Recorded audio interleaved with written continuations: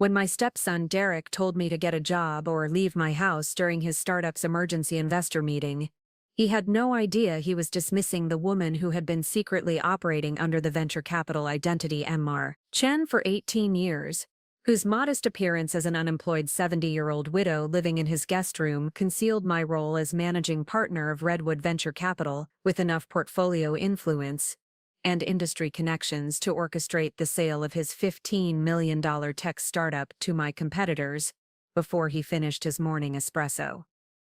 Before we dive into this incredible story of startup arrogance meeting Silicon Valley reality, make sure to hit that like button, drop a comment telling me about your worst experience with family members who underestimated your capability, and subscribe so you never miss stories like this one about what happens when entitled tech bros dismiss the wrong, elderly relative, especially one whose venture capital empire they never knew existed, and whose response would become legendary in Silicon Valley boardroom. My name is Margaret Rose Chen. I'm 70 years old, and this story begins on September 22, 2024, when I made what seemed like a simple request to stay quiet in the corner during my stepson's crucial investor pitch meeting at his San Francisco startup,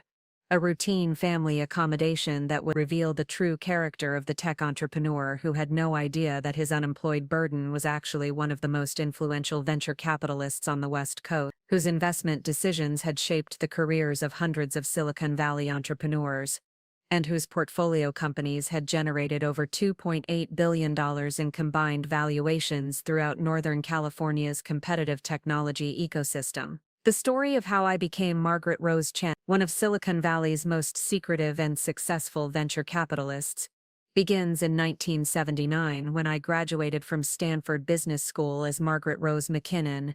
a 25-year-old woman entering a technology industry that had no interest in female leadership or investment expertise. My early career included positions at failing startups, rejected loan applications for business ventures,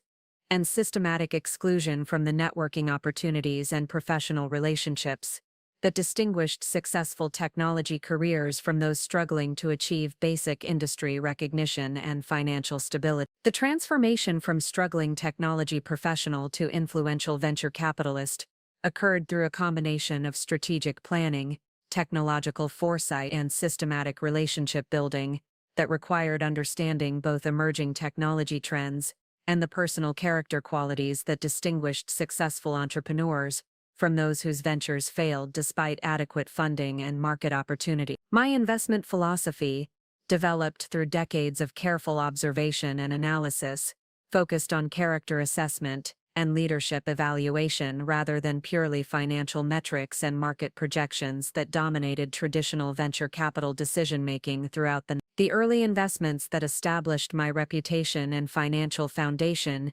included strategic positions in companies that would become household names throughout the technology industry. Of my personal savings in a small computer company run by two college dropouts who were building personal computers in their garage, a company that would eventually become Apple Computer and generate returns exceeding 15,000% on my initial investment over the following decade. The investment required recognizing not just technological innovation, but the character qualities and leadership potential that distinguished Steve Jobs and Steve Wozniak from other technology entrepreneurs seeking funding and business development support. The systematic approach that I developed for evaluating investment opportunities included comprehensive character assessment, leadership evaluation, market analysis, and technological feasibility studies that required both financial expertise and psychological insight into entrepreneurial behavior and business development potential. My due diligence process included observing how potential portfolio company founders treated employees, family members, and business partners during stressful situations and challenging negotiations that revealed authentic character qualities, rather than carefully prepared presentations and strategic marketing materials designed to attract investor interest and funding approval. Throughout the 1980s and early 90s, my investment portfolio expanded to include strategic positions in emerging technology companies throughout Silicon Valley, with particular focus on software development, internet infrastructure, and telecommunications innovations that would shape the modern technology industry and generate substantial returns for early investors who understood both technological potential and market development opportunities. The success of these early investments provided the financial foundation industry credibility that enabled expansion into larger venture capital activities and institutional investment management that distinguished professional venture capital firms from individual investors and angel funding networks. The decision to operate under the professional identity, Mr. Chen, rather than my married name Margaret Rose Chen, reflected both practical business considerations and strategic privacy protection that enabled more effective due diligence and investment evaluation without the complications that came with gender bias and age discrimination that affected few investors throughout the traditionally male-dominated venture capital industry.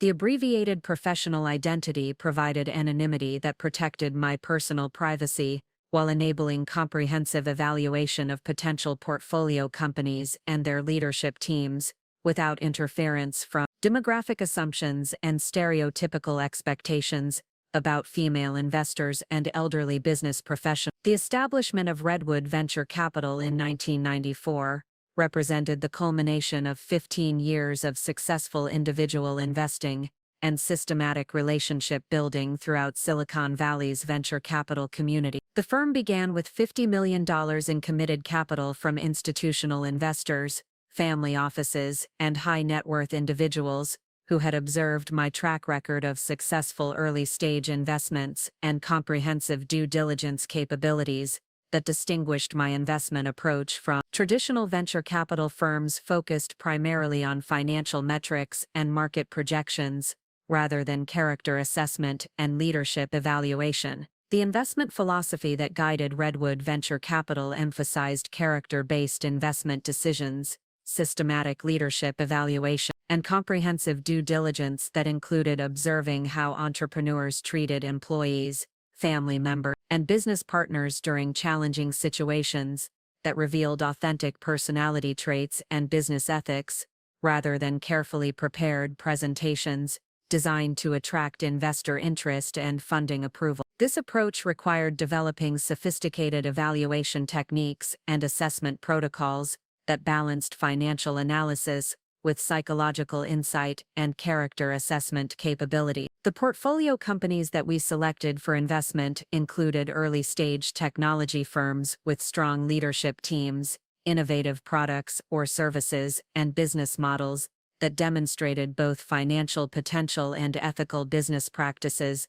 that could sustain growth while maintaining employee satisfaction and customer loyalty throughout competitive market conditions and economic challenges that tested entrepreneurial character and business sustainability. Our investment criteria required comprehensive evaluation of both business potential and personal integrity that distinguished legitimate business opportunities from ventures that might achieve short-term financial success through questionable business practices or unsustainable growth strategy. The success of our character-based investment approach became evident through consistently superior returns and portfolio company performance that exceeded industry averages, while maintaining lower failure rates and reduced legal complications compared to traditional venture capital firms focused primarily on financial metrics without adequate attention to leadership, character, and business ethics evaluation. Our portfolio companies achieved average returns of 340% over 5-year holding periods, with failure rates below 15%, compared to industry averages exceeding 60% for early-stage technology investments during similar market conditions and economic cycles. Throughout the late 1990s and early 2000s, Redwood Venture Capital expanded our investment activities to include larger funding rounds and institutional partnerships with established technology companies seeking strategic investments and acquisition opportunity. Our reputation for thorough due diligence and character assessment attracted collaboration requests from major technology corporations, investment and institutional investors who valued our expertise in evaluating entrepreneurial leadership and business sustainability, rather than relying solely on financial projections and market analysis that often failed to predict actual business performance and long-term success potential. The technological revolution that transformed Silicon Valley during the internet boom of the late 1990s provided substantial opportunities for strategic investments and portfolio expansion, but also required careful evaluation of business models and leadership teams to distinguish legitimate technology innovations from speculative ventures that attracted investor interest through marketing hype rather than sustainable business fundamentals and genuine technological advance. Our conservative approach to investment evaluation and character assessment enabled us to avoid many of the failed internet companies that destroyed investor capital during the dot-com crash of My marriage to Robert Chen in 1987 represented both personal happiness and strategic business partnership, as Robert brought complementary expertise in technology development and international business relationships that enhanced our investment capabilities and due diligence processes. Robert's background included senior engineering positions at semiconductor companies and extensive experience in Asian technology markets that provided valuable insights for evaluating international business opportunities and technology transfer partnerships that distinguished our investment approach from purely domestic venture capital firms. The decision to maintain separate professional identities and business operations enabled both of us to pursue individual career objectives while supporting each other's professional development and business growth. Robert's technology consulting firm provided valuable technical due diligence services for our portfolio companies, while my venture capital expertise supported his client development and business expansion activities throughout Silicon Valley's competitive technology consulting industry. Our professional collaboration enhanced both businesses while maintaining the personal relationship foundation that sustained our marriage through the challenges and pressures of entrepreneurial business development. Derek Mitchell, Robert's son from his previous marriage, entered our lives in 1995 when he was 12 years old, and Robert gained primary custody following his ex-wife's relocation to New York for career advancement opportunity. Derek's childhood and adolescent years were marked by typical teenage challenges, academic pressures, and social development issues that required patience, understanding, and consistent family support, rather than authoritarian parenting approaches that might have created resentment and family relationship problems during his formative years and early adult development. The college years that Derek spent at UC Berkeley studying computer science and business administration provided opportunities for career guidance and professional development support, including internship arrangements with our portfolio companies and introductions to technology industry professionals who could provide mentorship and career advancement opportunities. Derek's academic performance was adequate, but not exceptional, and his professional development required encouragement and strategic guidance, rather than natural entrepreneurial talent and business instincts that distinguished successful technology entrepreneurs from those who struggled to achieve business success despite adequate education and family support. Following his college graduation, Derek's career development included positions at several technology companies, including software development roles, product management responsibility, and business development activities that provided exposure to different aspects of technology business operations and entrepreneurial opportunities. His employment history included both successful projects and professional disappointments that reflected typical early career challenges and learning experiences, rather than exceptional performance or natural leadership qualities that might have indicated strong entrepreneurial potential and business development capability. Derek's decision to launch his own technology startup in 2022 represented both entrepreneurial ambition and family expectation, as he had observed our venture capital activities and portfolio companies' successes throughout his adult development and understood the financial potential and professional recognition that accompanied successful technology entrepreneurs. His startup concept focused on financial technology solutions for small business payment processing, representing a competitive market sector with established players and significant barriers to entry. that required exceptional execution and strategic positioning to achieve market penetration and sustainable business growth. The initial funding for Paystream Solutions came through personal savings, credit card advances, and a modest investment from college friends, rather than professional venture capital funding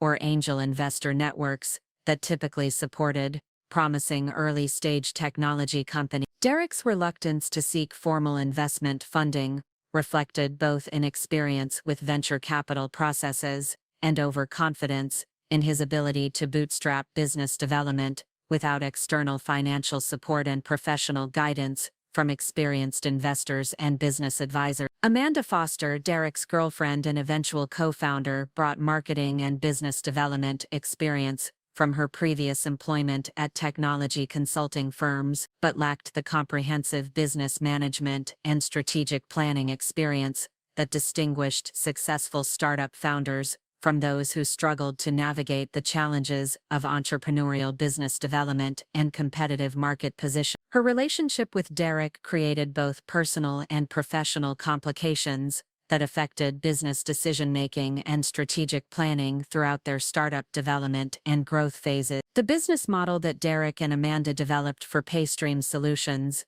focused on competing with established payment processing companies through marginally lower fees and enhanced customer service, but failed to address the fundamental competitive advantages and switching costs that protected incumbent market leaders from startup competition and new market entry. Their strategic planning lacked the comprehensive market analysis and competitive positioning that distinguished successful fintech startups from those that struggled to achieve market penetration despite adequate funding and business development efforts. Throughout 2023 and early 2024, Derek's startup consumed increasingly large amounts of personal financial resources and emotional energy, while failing to achieve the customer acquisition and revenue growth that would justify continued business development and additional investment funding. The mounting financial pressures and business challenges created stress that affected both his professional performance and family relationships,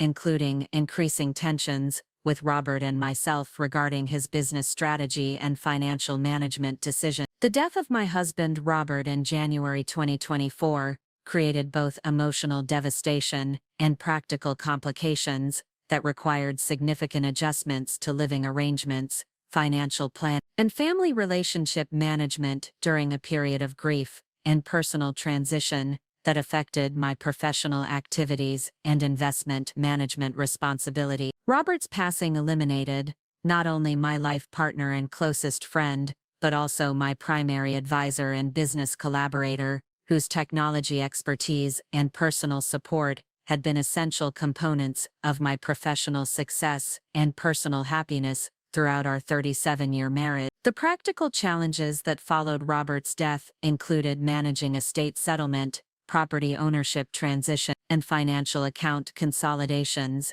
that required extensive legal consultation and administrative coordination, while processing emotional grief and planning future living arrangements and lifestyle adjustments. The family home that Robert and I had shared in Los Altos Hills was both too large for my current needs and filled with memories that made continued residence emotionally difficult during the initial months of widowhood and personal adjustment. Derek's offer to provide temporary housing in his Palo Alto home during my transition period initially appeared to represent genuine family support and personal consideration during a difficult time of grief and practical challenges.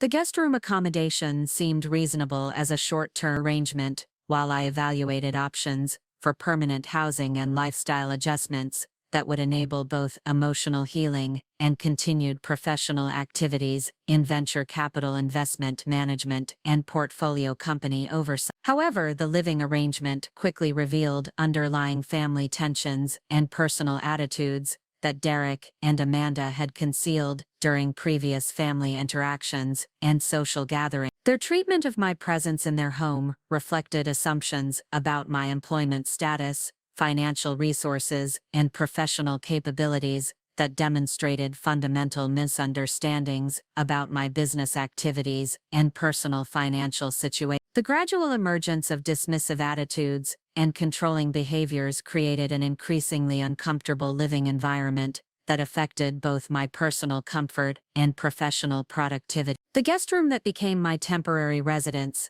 measured approximately 8 feet by 10 feet and contained minimal furniture including a twin bed, small dresser and folding chair that provided inadequate workspace for professional activities and investment management responsibility. The lack of proper desk space, reliable internet connectivity, and private telephone access created significant challenges for maintaining portfolio company communications and conducting investment due diligence activities that required confidential conversations and secure document access throughout daily business operations. Derek and Amanda's approach to family accommodation reflected their assumptions that elderly relatives required minimal space and basic amenities rather than comfortable living arrangements that acknowledged professional responsibilities and personal dignity requirements. Their systematic reduction of my access to common areas, kitchen facilities, and social spaces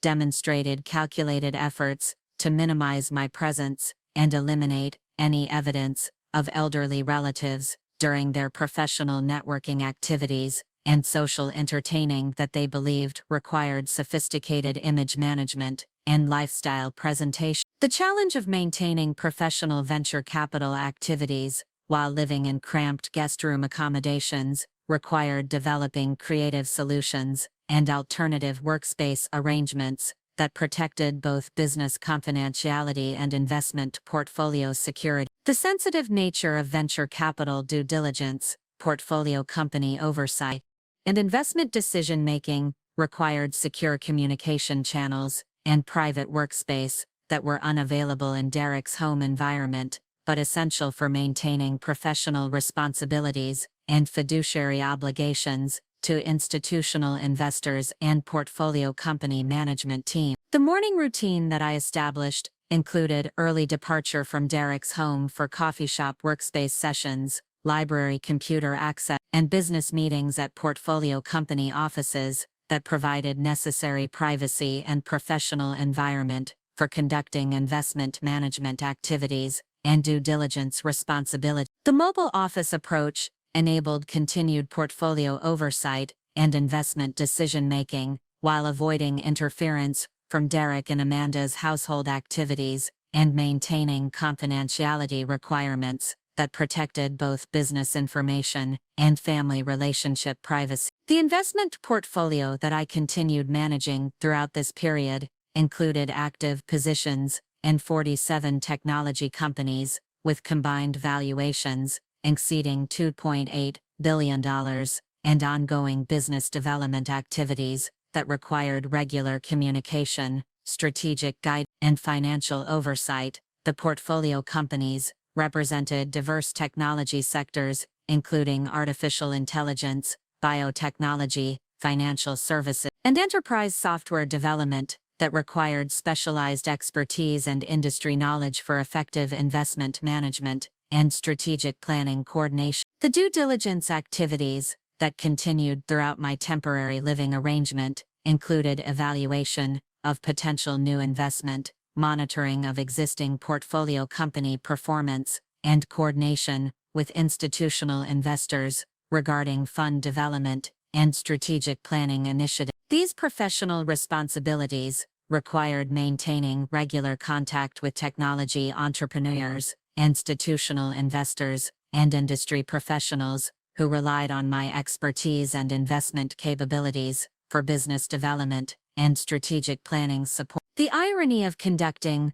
multi-million-dollar investment decisions and portfolio management activities from a cramped guest room while Derek struggled to maintain his failing startup created increasingly surreal contrasts between perceived and actual circumstances. The daily experience of managing successful technology investments worth hundreds of millions of dollars while being treated as an unemployed burden requiring family charity highlighted the gap between family assumptions and professional reality that would eventually trigger the most expensive lesson in respect and character assessment that Derek would ever receive. Throughout the spring and summer of 2024, Derek's financial pressures and business challenges created increasing tensions within his household and family relationship. Paystream Solutions continued burning cash at approximately $400,000 per month, while generating minimal revenue and struggling to achieve the customer acquisition and market penetration that would justify continued business development and additional investment funding. The mounting losses and dwindling runway created stress that affected Derek's personal behavior and family relationship management in ways that revealed authentic character qualities rather than the careful image presentation that had characterized previous family interaction. Amanda's role in managing household dynamics and family relationship coordination became increasingly controlling and manipulative as their startup challenges intensified and financial pressures mounted. Her background in marketing and business development had equipped her with sophisticated management skills and strategic communication techniques that she applied to controlling family interactions and minimizing any factors that might affect their professional networking activities and social positioning within Silicon Valley's competitive technology community. The systematic reduction of my access to common areas and household facilities reflected Amanda's strategic approach to elderly management and family relationship control that prioritized their business development activities over basic respect and human dignity consideration. The implementation of unofficial schedules and access restrictions created an environment of systematic exclusion and personal control that violated basic principles of family respect and elderly dignity, while serving their perceived business development and image management requirements. The conversations that I overheard during Derek's business phone calls and investor meetings revealed the true extent of their financial difficulties and the desperate nature of their fundraising efforts. The startup's burn rate had accelerated beyond their initial projections, while revenue generation remained minimal, creating a financial crisis that threatened both their business survival and personal financial security. The pressure to secure additional investment funding had created increasingly desperate business development activities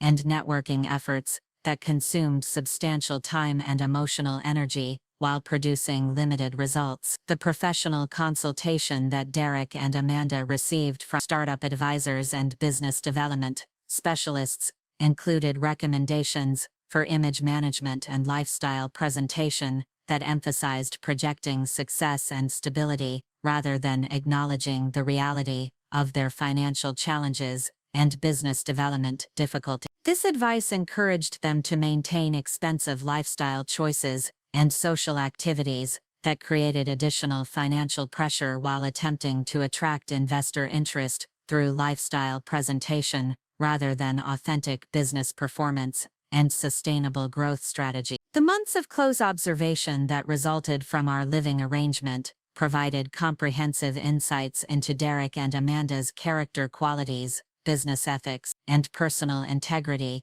that would have been impossible to obtain through formal due diligence processes or structured business interaction. The daily experience of witnessing their authentic behavior and decision-making provided detailed character assessment data that revealed fundamental personality traits and ethical standards that distinguished their public presentation from their private character and business practice. The treatment that I received as an elderly family member requiring accommodation revealed systematic patterns of disrespect, manipulation, and exploitation that reflected broader character issues and ethical deficiencies that would inevitably affect their business relationships and professional activities. The casual cruelty and calculated dismissal that characterized their approach to family relationship management demonstrated personality traits and value systems that violated basic principles of human dignity and respect that formed the foundation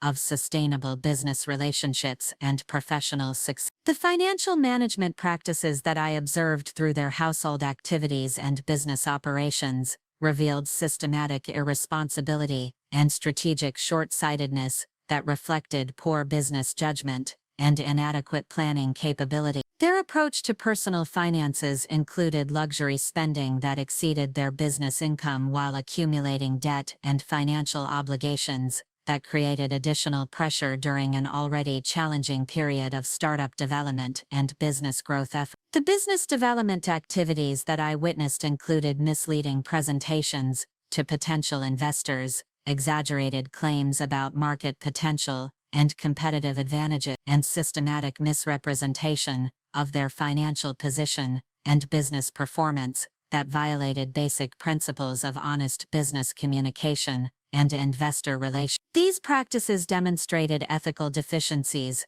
that would inevitably create legal complications and business relationship problems that could destroy both their startup and their professional reputations throughout Silicon Valley's interconnected technology community. The strategic planning discussions that occurred within earshot of my guest room revealed fundamental misunderstandings about market dynamics, competitive positioning, and business development requirements that distinguished successful technology companies from those that failed despite adequate funding and business development support. Their overconfidence in their business concept and market approach reflected inexperience and strategic short-sightedness that would prevent achievement of sustainable business growth and market penetration, regardless of funding availability and investor support. As September 2024 approached, and Derek's fundraising deadline created increasing desperation and family tension, I realized that the systematic disrespect and family relationship exploitation that had characterized my living situation represented more than personal rudeness.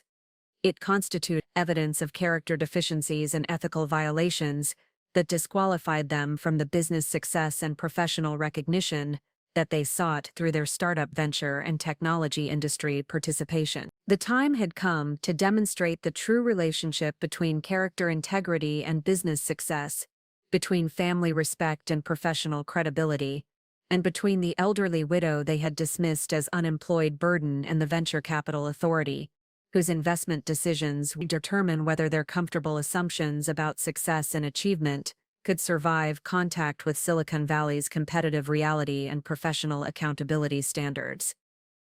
Derek Mitchell stood 6 feet tall with the kind of carefully cultivated casual appearance that Silicon Valley entrepreneurs wore like armor. Expensive jeans that cost more than most people's weekly grocery budget, designer sneakers that retailed for fortune, and vintage tech company T-shirts that he purchased from specialty boutiques rather than earning through actual employment at those legendary companies.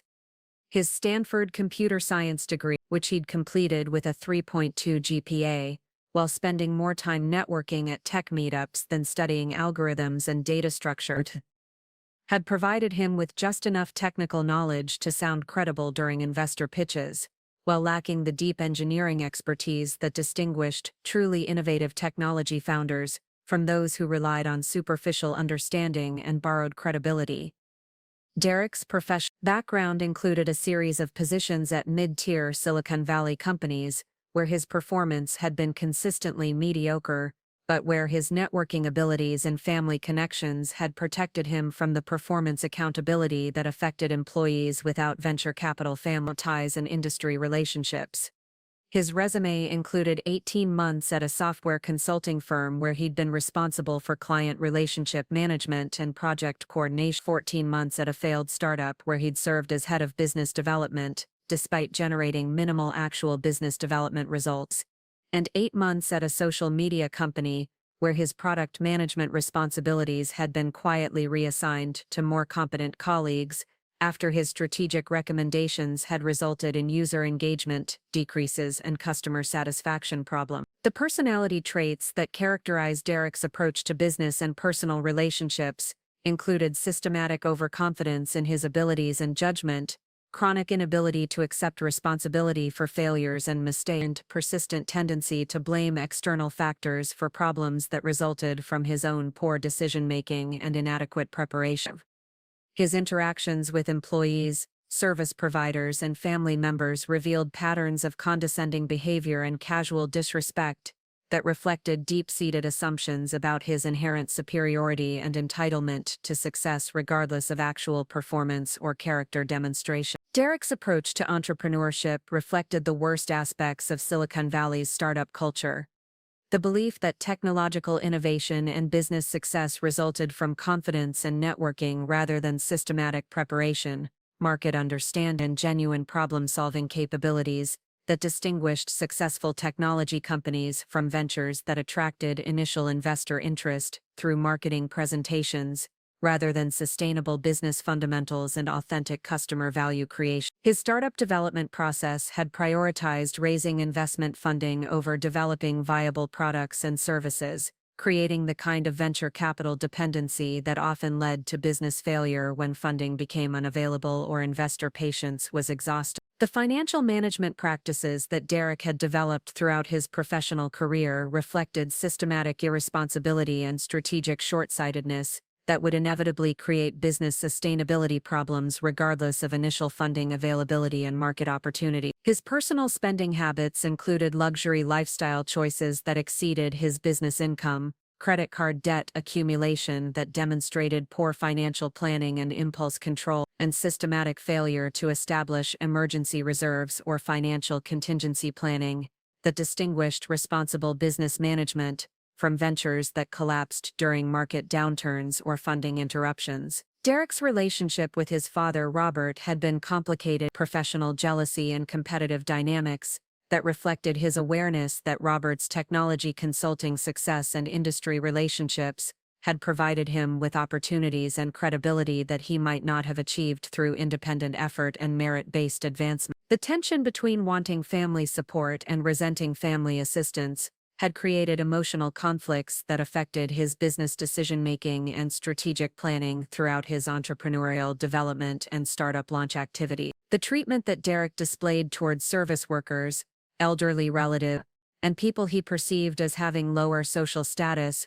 revealed character deficiencies and ethical blind spots that would inevitably affect his business relationships and professional credibility throughout Silicon Valley's interconnected technology community. His casual dismissal of cleaning staff, disrespectful interactions with restaurant servers, and condescending attitude toward elderly family members demonstrated systematic patterns of behavior that violated basic principles of human dignity and respect that formed the foundation of sustainable business relationships and professional reputation management. Had transformed herself from Amanda Patricia Foster of suburban Ohio into the kind of sophisticated Silicon Valley professional whose carefully curated social media presence and strategic lifestyle presentation masked fundamental insecurities and authentic personality deficiencies that drove her obsessive focus on image management and social positioning. Her background included a marketing degree from Ohio State University, 2 years of experience at digital marketing agencies in Columbus and Chicago, and 18 months at a Silicon Valley consulting firm where she'd specialized in brand development and social media strategy for technology companies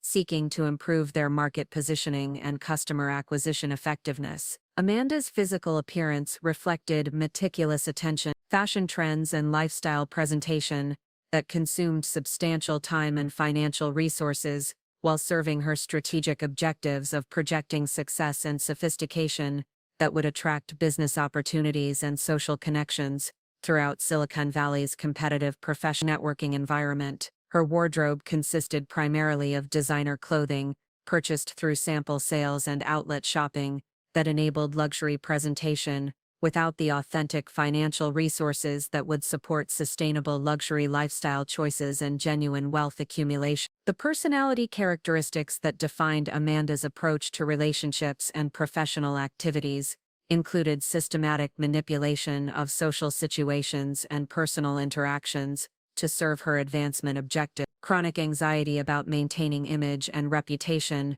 that drove controlling behavior and strategic calculation, and persistent tendency to view other people as either assets or obstacles, rather than human beings deserving respect and authentic relationship development. Her interpersonal skills included sophisticated emotional intelligence and social awareness that she used primarily for personal advancement, rather than genuine connection and mutual benefit. Amanda's professional expertise in marketing and brand development had equipped her with advanced understanding of image management techniques and strategic communication that she applied systematically to controlling her personal and professional environment in ways that maximized opportunities for advancement while minimizing risks to reputation and social position. Her approach to business development and networking included careful cultivation of relationships with influential people and systematic elimination or minimization of connections that might create complications or reduce her perceived status and credibility. The strategic thinking that characterized Amanda's approach to career development and lifestyle management included comprehensive planning for image optimization and reputation management that prioritized appearance over substance and short-term positioning over long-term relationship building and authentic achievement. Focus on controlling external perceptions and managing social dynamics consumed enormous energy and attention, while preventing development of genuine expertise and sustainable competitive advantages that distinguished successful professionals from those who relied primarily on image management. Strategic positioning. Amanda's relationship with Derek had begun as a strategic partnership that served both of their advancement objectives: his need for sophisticated marketing expertise and social management support, and her desire for access to technology industry opportunities and venture capital family connections that could accelerate her career development and social positioning. Their personal relationship had evolved into a business partnership that prioritized mutual advancement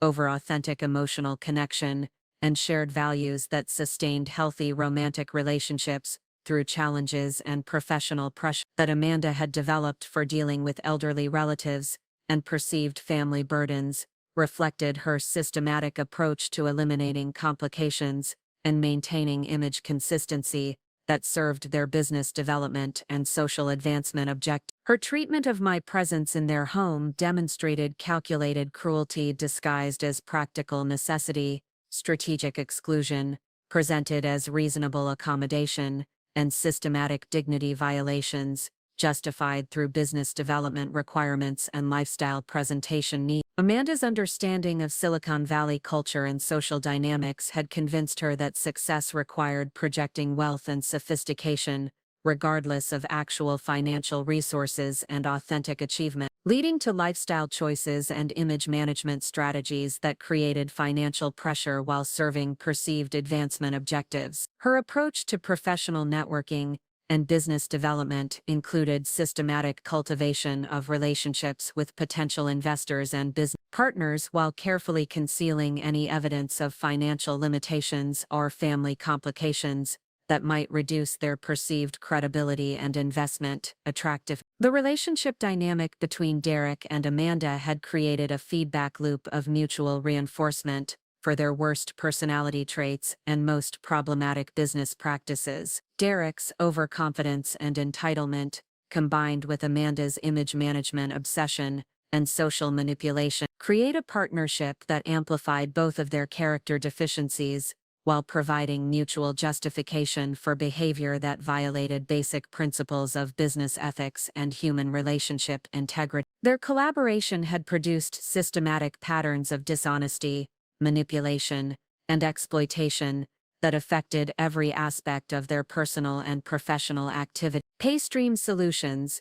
their fintech startup focused on small business payment processing, represented the culmination of their combined character flaws and strategic miscalculations. The business concept had been developed without adequate market research or competitive analysis, reflecting Derek's overconfidence in his technology understanding and Amanda's assumption that marketing sophistication could overcome fundamental business model deficiencies and market positioning challenges. Their approach to product development had prioritized features that impressed potential investors over functionality that served actual customer needs and market requirements. The company's financial structure and business development strategy reflected systematic poor judgment and inadequate planning that created unsustainable burn rates and unrealistic growth projections. Derek and Amanda had established compensation levels and operational expenses that assumed rapid customer acquisition and revenue growth without implementing contingency planning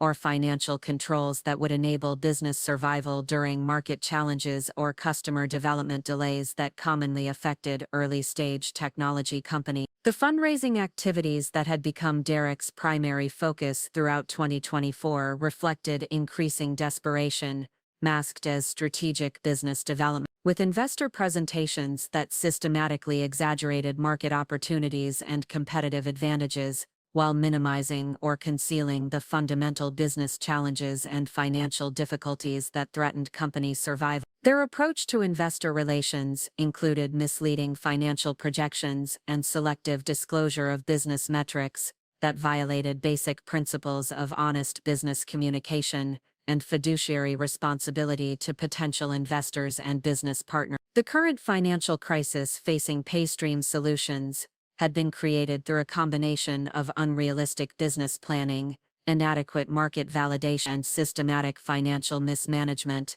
that reflected both Derek's poor business judgment and Amanda's focus on image management over sustainable business development. The company was burning approximately $400,000 per month, while generating less than $50,000 in monthly recurring revenue, creating a financial trajectory that would result in complete cash depletion within 4 months unless they secured substantial additional investment funding or dramatically reduced operational expense. The investor meetings and fundraising presentations that had consumed Derek's attention throughout the summer of 2024 had produced minimal actual investment interest and no committed funding. Despite his optimistic reports to Amanda and family members about promising discussions and strong investor enthusiasm for their business concept and market opportunity, the reality of their fundraising efforts included systematic rejection by professional venture capital firms, limited interest from angel investors, and increasing reliance on personal networks and family connections for potential investment opportunity.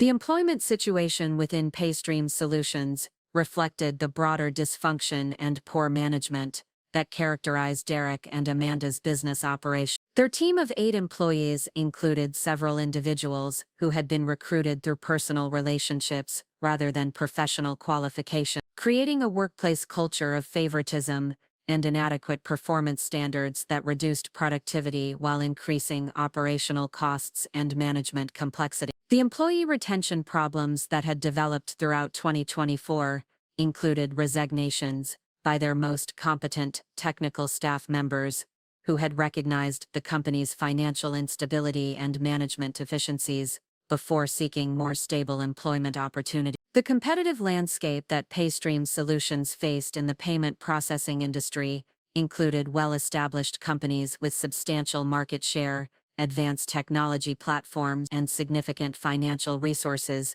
that created barriers to entry and competitive advantages that would be extremely difficult for a startup to overcome without exceptional execution and unique value proposition. Derek and Amanda's analysis of their competitive positioning had been superficial and overly optimistic, failing to acknowledge the resources and strategic advantages that protected incumbent market leaders from startup competition and new market entry. The treatment that I received within Derek and Amanda's household reflected systematic planning and strategic calculation rather than spontaneous rudeness or temporary stress reactions during challenging business circumstances. Amanda had developed comprehensive protocols for managing my presence that minimized any potential negative impact on their image management and business development activities, while extracting maximum benefit from the cost savings and practical advantages that resulted from my residence in their guest room and contribution to household expenses.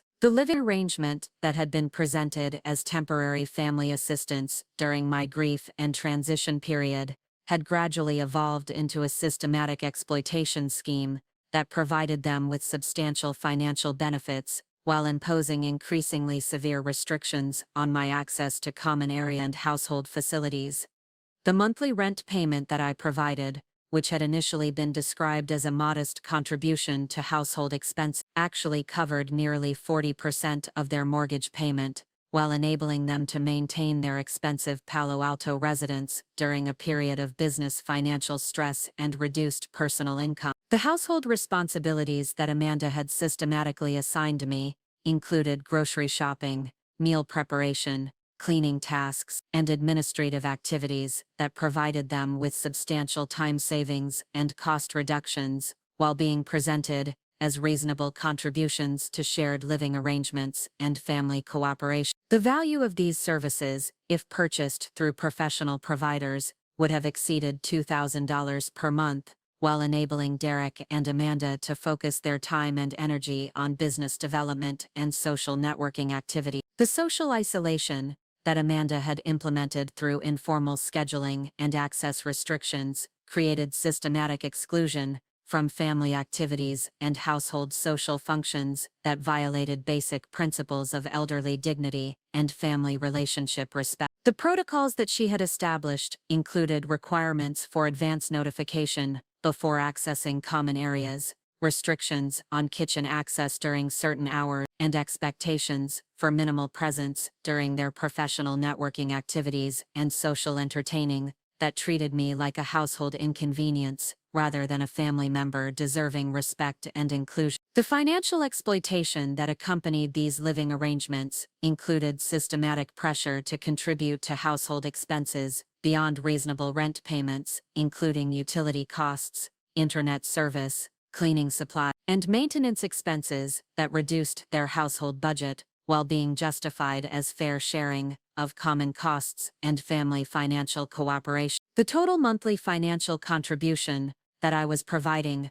approached $3,500 when including direct payments and value of services provided, representing substantial cost savings that enabled their continuation of luxury lifestyle choices despite their business financial difficulties. The emotional manipulation that Amanda employed to maintain control over these exploitative arrangements included strategic use of guilt, obligation, and family loyalty to discourage complaints or resistance to increasingly unreasonable demands and restrictions. Her approach to family relationship management included presenting their accommodation as generous charity that required gratitude and compliance rather than basic human dignity and respect that should characterize family relationships regardless of economic circumstances or living arrangements. The surveillance and monitoring activities that had gradually increased throughout my residence in their home included systematic observation of my daily activities, monitoring of telephone conversations and computer use, and strategic questioning about my personal finances and future plans that violated basic privacy rights while serving their desire to maintain control and extract information that might affect their financial planning and household management strategy. The invasive nature of this monitoring created an environment of systematic discomfort and dignity violation that made normal daily activities and personal privacy maintenance increasingly difficult and stressful. The sophisticated approach that Derek and Amanda had developed for professional networking and business development included systematic cultivation of relationships with potential investors, strategic partners, and industry influencers throughout Silicon Valley's interconnected technology community. Their networking activities consumed substantial time and financial resources while requiring careful image management and lifestyle presentation that projected success and credibility despite their actual financial difficulties and business challenges. The social events and professional gatherings that they hosted in their Palo Alto home had become increasingly frequent and elaborate as their fundraising desperation intensified, with dinner parties, networking reception, and business development meetings that required substantial preparation and expense while serving their strategic objectives of attracting investor interest and building business relationships. These events represented significant financial investment in catering, alcohol, entertainment, and home presentation that exceeded their actual discretionary income, while being justified as essential business development expenses and investment in future success. The guest list management for these events reflected Amanda's sophisticated understanding of Silicon Valley's social dynamics and professional relationship development, with careful selection of attendees who possessed investment capabilities, industry connection, or strategic partnership potential that could advance their business objectives and fundraising activity. The networking strategy included systematic research of potential attendees, professional backgrounds, investment history, and personal interests that enabled targeted relationship development and strategic conversation management during social interaction. The home presentation and lifestyle display that accompanied these networking events required systematic concealment of any evidence that might suggest financial difficulties or family complications that could reduce their perceived credibility and investment attractiveness. Amanda's approach to event planning included careful staging of living spaces, strategic placement of luxury items and technology products, and comprehensive elimination of any visual elements that might create questions about their personal success or business prospects among potential investors and business partners. The conversation management and strategic information sharing that characterized Derek and Amanda's approach to these networking events included carefully rehearsed presentations of their business development progress, selective disclosure of financial metrics and customer acquisition results, and systematic exaggeration of market opportunities and competitive advantages that violated basic principles of honest business communication while serving their immediate fundraising objectives and credibility maintenance requirements. The follow-up activities and relationship cultivation that followed these networking events included personalized communication with promising contacts, strategic provision of additional business information and financial projection, and systematic scheduling of individual meetings and formal investor presentations that converted social connections into potential funding opportunities and strategic partnership discussion. Their approach to relationship development included comprehensive tracking of contact interactions and systematic planning for relationship advancement that treated personal connections as business assets, requiring strategic management and optimization. My presence during these events had become increasingly problematic for Amanda's image management strategy, as elderly relatives requiring accommodation contradicted the lifestyle presentation and family success narrative that she believed were essential for attracting investor interest and maintaining credibility throughout Silicon Valley's competitive business development environment. The systematic exclusion protocols that she had developed included advance planning for my absence during events, strategic timing of social activities to avoid conflicts with my household present, and comprehensive preparation of explanations for any unavoidable family member interactions that minimized potential negative impacts on their business development objectives. The mounting financial pressures and business challenges that Derek and Amanda faced throughout the summer and early fall of 2024 created increasingly desperate business development activities and fundraising efforts that revealed authentic character traits and ethical standards that had been concealed during more comfortable periods of their relationship and business development. The stress of approaching fine deadlines and business failure created circumstances that stripped away careful image management and strategic behavior presentation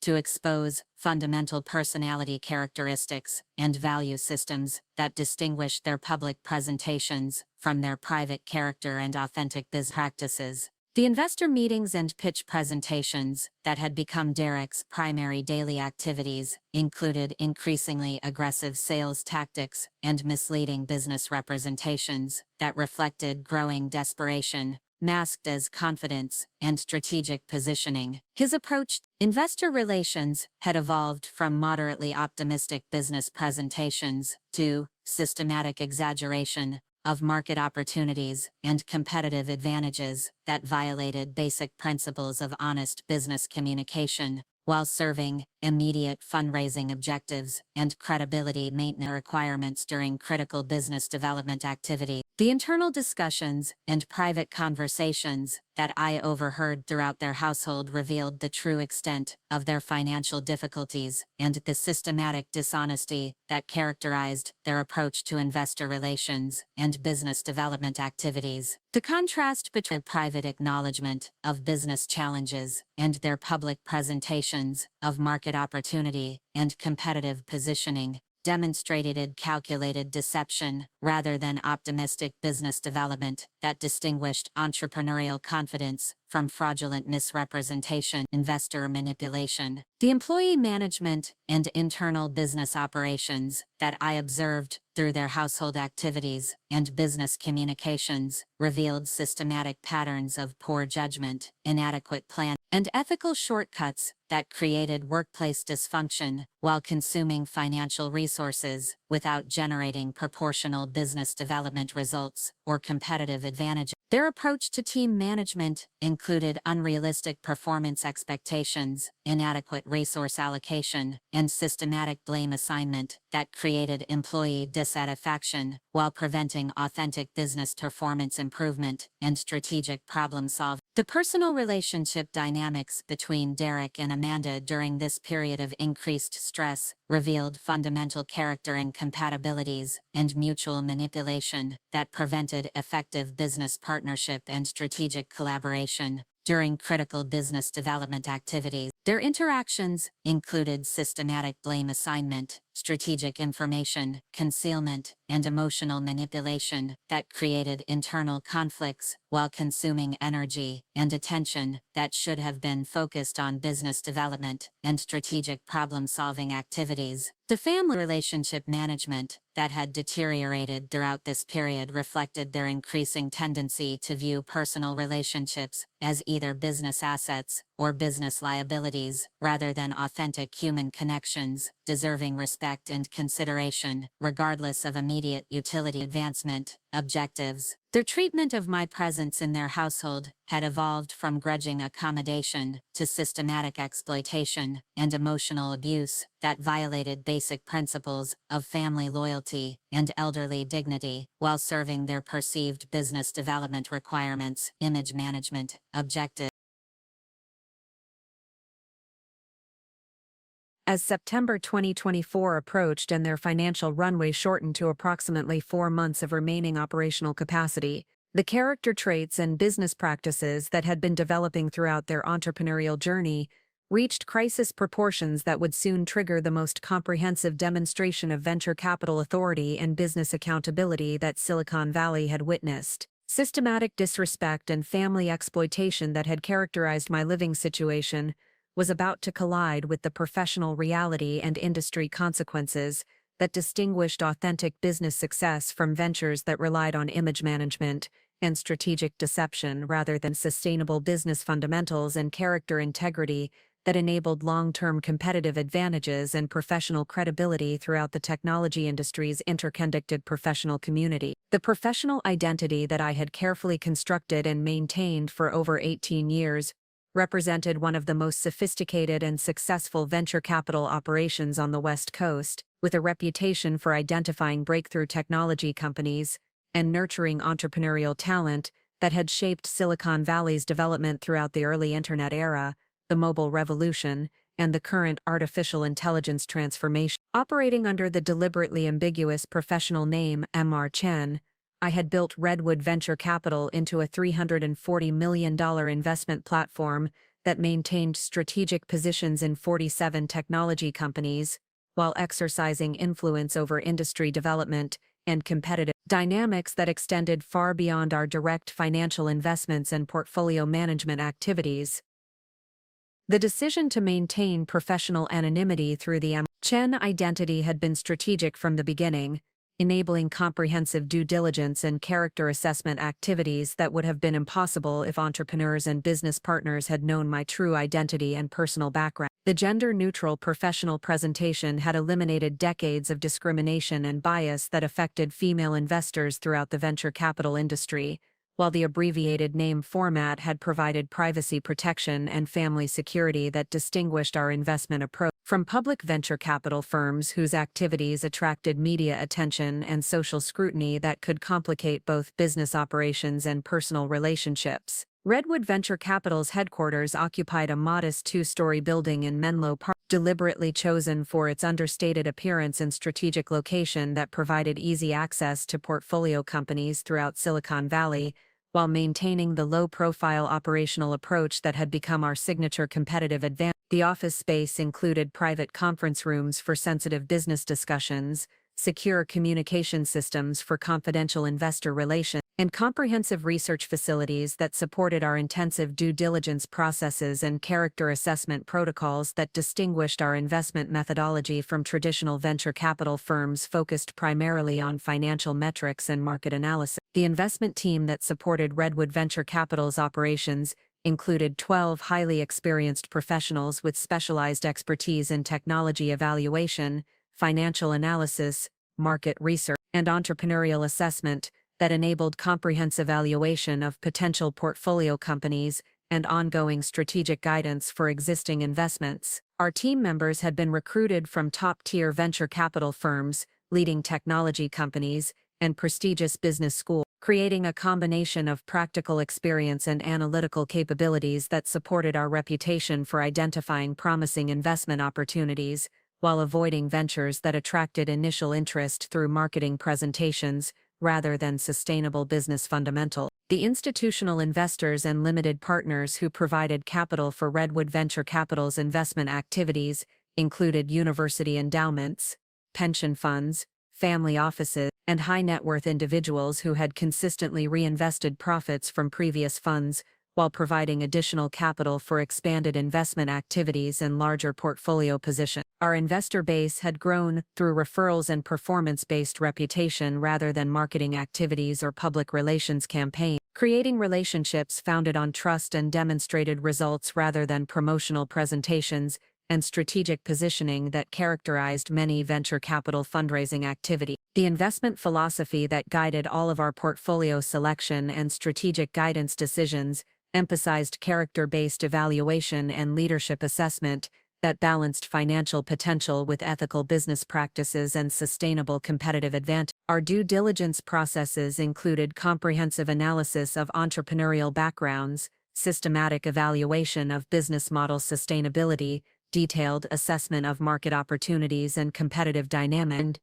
and extensive character assessment that examined how potential portfolio company founders treated employees, business partners, and stakeholders during challenging circumstances that revealed authentic personality traits and ethical standards. The technology companies that comprised Redwood Venture Capital's current portfolio represented diverse sectors and development stages, from early-stage startups developing breakthrough artificial intelligence applications to established companies preparing for initial public offerings and strategic acquisition opportunities. Our portfolio included companies developing enterprise software solutions, consumer technology products, financial services innovations, biotechnology applications, and infrastructure technologies that supported the broader digital transformation that was reshaping industries throughout North America and internationally. Cloud Secure Technologies, one of our most successful portfolio companies, had grown from a 3-person startup developing cybersecurity solutions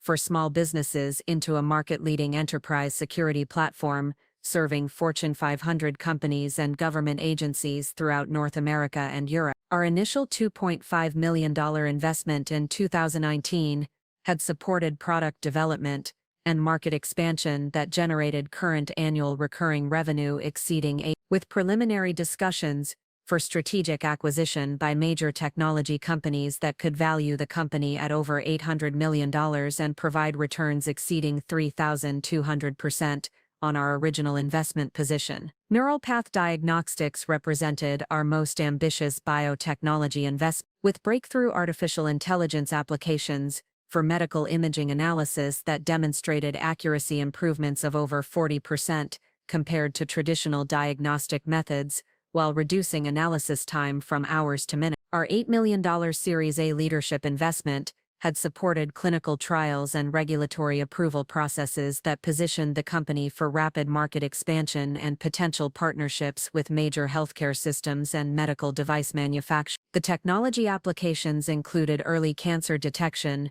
neurological disorder diagnosis, and cardiac condition assessment that could transform medical practice while generating substantial returns for early investors who recognized the commercial potential of advanced artificial intelligence applications in healthcare. Quantum logistics had emerged as a dominant platform for supply chain optimization and inventory management, serving over 2,400 businesses throughout North America, while processing billions of dollars in commercial transactions annually. Our early-stage investment of Fortoin algorithm development and market expansion that created competitive advantages in predictive analytics and automated optimization that distinguished their platform from traditional logistics software and manual inventory management approaches. The company's current valuation exceeded $120 million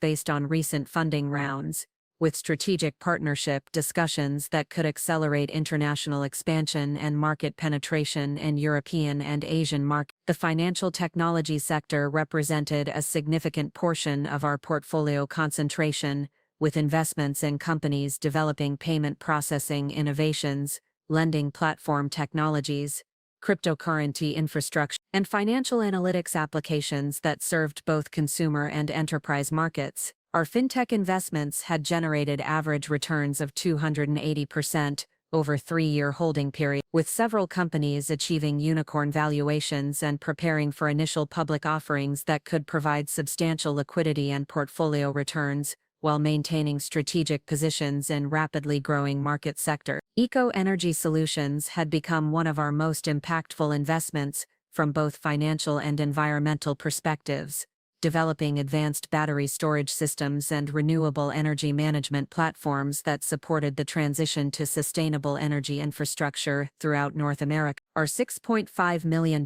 investment had supported technology development and manufacturing scale-up that positioned the company as a leading supplier for utility-scale energy storage projects and commercial renewable energy installation. The company's current revenue exceeded $150 million annually, with expansion plans that included international market entry and strategic partnerships with major energy companies and government agencies. The enterprise software companies in our portfolio addressed various business challenges, including customer relationship management, human resources optimization, financial planning and analysis, project management, and business intelligence applications that served companies ranging from small businesses to multinational corporations. Our enterprise software investments had consistently outperformed industry benchmarks through focus on customer satisfaction, product innovation, sustainable business model development that created recurring revenue streams, and competitive advantages that protected market positions during economic challenges and competitive pressures. The comprehensive approach that Redwood Venture Capital had developed for evaluating potential investments and managing portfolio companies reflected decades of experience and systematic refinement of assessment techniques that balanced financial analysis with character evaluation and market understanding. Our due diligence processes typically required 90 to 120 days of intensive investigation and analysis that examined every aspect of potential portfolio company, from technology validation and market opportunity assessment to leadership character evaluation and competitive positioning analysis that determined investment suitability and strategic guidance requirements. The technical evaluation component of our due diligence included comprehensive analysis of product development progress, intellectual property protection, technology scalability, and competitive differentiation that distinguished breakthrough innovations from incremental improvements and marketing-driven feature development. Our technical assessment team included experienced engineers and product development specialists who evaluated code quality, architecture design, implementation, and development methodology that determined whether technology platforms could support rapid growth and competitive market positioning throughout extended business development cycle. The market analysis that accompanied every investment evaluation included detailed assessment of target customer segments, competitive landscape analysis, regulatory environment evaluation, and growth potential estimation that determined whether business opportunities justified investment, risk, and resource allocation. Our market research capabilities included primary research with potential customers, competitive intelligence gathering, regulatory compliance analysis, and economic trend evaluation that provided comprehensive understanding of business environment, factors that could affect portfolio companies' success and strategic development opportunity. The financial analysis component of our investment evaluation included comprehensive review of business model sustainability,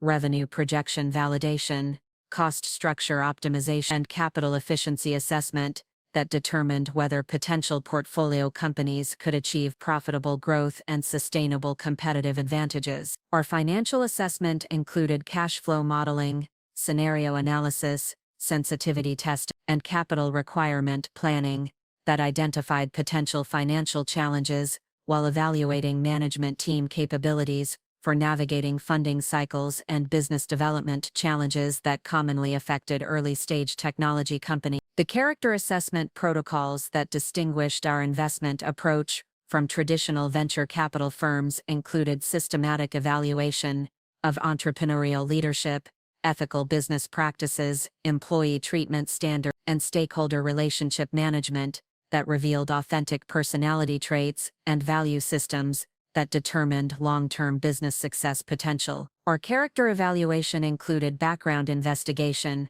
reference checking, stress testing through challenging scenarios, and observation of behavior during negotiation processes and business development activities that revealed how entrepreneurs treated people and made decisions during difficult circumstances. The ongoing portfolio management and strategic guidance that we provided to our investment companies included regular board participation, strategic planning support, business development assistance, and crisis management consultation that helped portfolio companies navigate challenges while maximizing growth opportunities and competitive positioning. Our portfolio management approach included monthly performance reviews, quarterly strategic planning sessions, and annual comprehensive business assessments that ensured portfolio companies maintained focus on sustainable growth and ethical business practices that distinguished successful technology companies from ventures that pursued short-term results through unsustainable business practices. The professional relationships that I had cultivated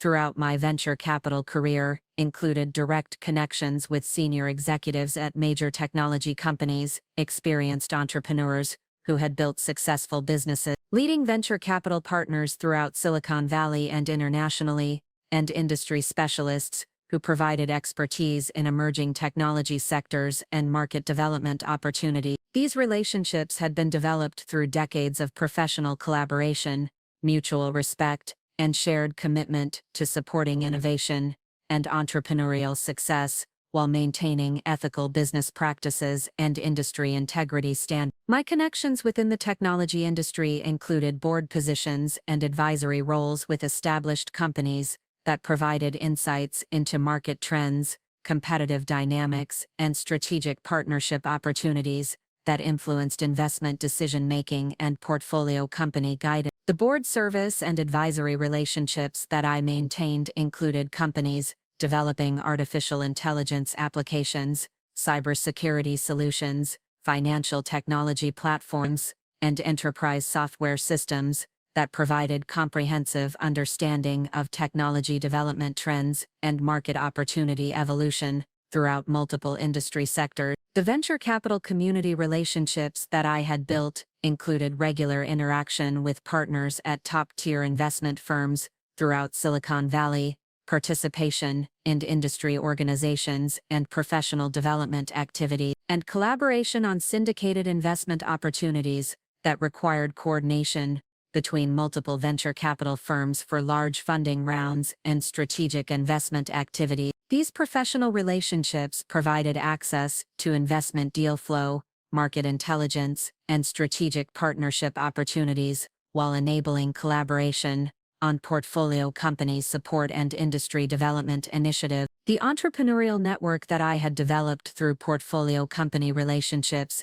included successful founders who had built companies from startup stage to successful exits through initial public offerings or strategic acquisition, creating ongoing relationships that provided market insights, business development opportunities, and investment deal flow through referrals and strategic partnerships. The entrepreneurial relationships included access to industry expertise, market knowledge, and business development support that enhanced portfolio company success while providing ongoing investment opportunities through founder networks and industry connections. The academic and research institution relationships that supported our investment activities included partnerships with leading universities and research organizations that provided access to breakthrough technology developments, emerging research applications, and talented entrepreneurs who were developing innovative solutions to significant market challenges. Our academic relationships included sponsorship of research programs, participation in technology transfer activities, and recruitment of exceptional talent for portfolio companies and internal team development activities. The international business relationships that I had established included connections with venture capital firms, technology companies, and government agencies throughout Europe, Asia, and other regions that provided opportunities for portfolio company expansion and strategic partnership development. The international relationships included collaboration on cross-border investment opportunities, market entry support for portfolio companies, and strategic partnership development that enabled global business development and competitive positioning for companies addressing international market opportunities. The particular irony of Derek's current financial desperation and desperate fundraising activities was that his stepmother, whom he dismissed as an unemployed burden requiring family charity, possessed exactly the venture capital resources and industry relationships that could have solved his business challenges while providing strategic guidance and professional development that would have enabled sustainable business success and competitive market positioning. The $15 million funding requirement that had become Derek's obsessive focus throughout 2024 represented less than 5% of Redwood Venture Capital's available investment capacity, making his funding needs easily manageable from our portfolio management perspective. Paystream Solutions, despite its current financial difficulties and management challenges, addressed legitimate market opportunities in small business payment processing that aligned with our portfolio strategy and investment criteria for financial technology companies. The technical platform that Derek's team had developed included innovative features and competitive capabilities that could have attracted our investment interest, with appropriate business model refinement and leadership development that addressed the character and management deficiencies that currently prevented the company from achieving sustainable growth and market penetration. The market opportunity that Paystream Solutions was attempting to address included substantial potential for technology innovation and competitive differentiation in small business financial services, representing exactly the kind of emerging market segment that Redwood Venture Capital had successfully supported through strategic investments and portfolio company development. Our expertise in financial technology investments and small business market development could have provided comprehensive strategic guidance and business development support that would have enabled Paystream Solutions to achieve sustainable competitive advantages and profitable growth while serving legitimate customer needs. The business model challenges and competitive positioning problems currently threaten Paystream Solutions' survival represented exactly the kind of strategic issues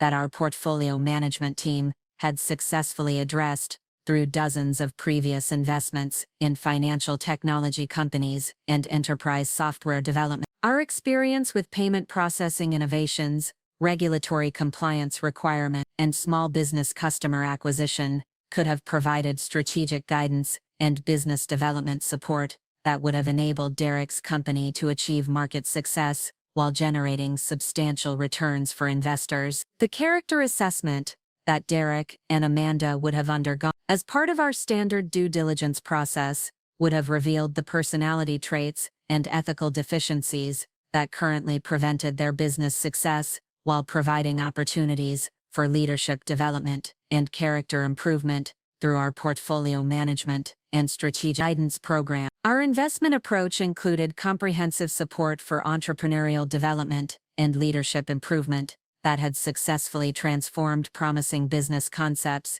into sustainable competitive enterprises through systematic character development and business management education. However, The systematic family relationship exploitation and elderly dismissal that Derek and Amanda had implemented throughout my residence in their home had created comprehensive documentation of character violations and ethical deficiencies that would have immediately disqualified them from investment consideration under our character assessment protocols and ethical business practice requirement. The treatment that I had received as an elderly family member requiring accommodation revealed exactly the kind of personality traits and value system deficiencies that our due diligence processes were designed to identify and eliminate from investment consideration. The daily routine that I had established for managing Redwood Venture Capital's operations from Derek's cramped guest room represented one of the most sophisticated remote venture capital management systems ever implemented, enabling comprehensive portfolio oversight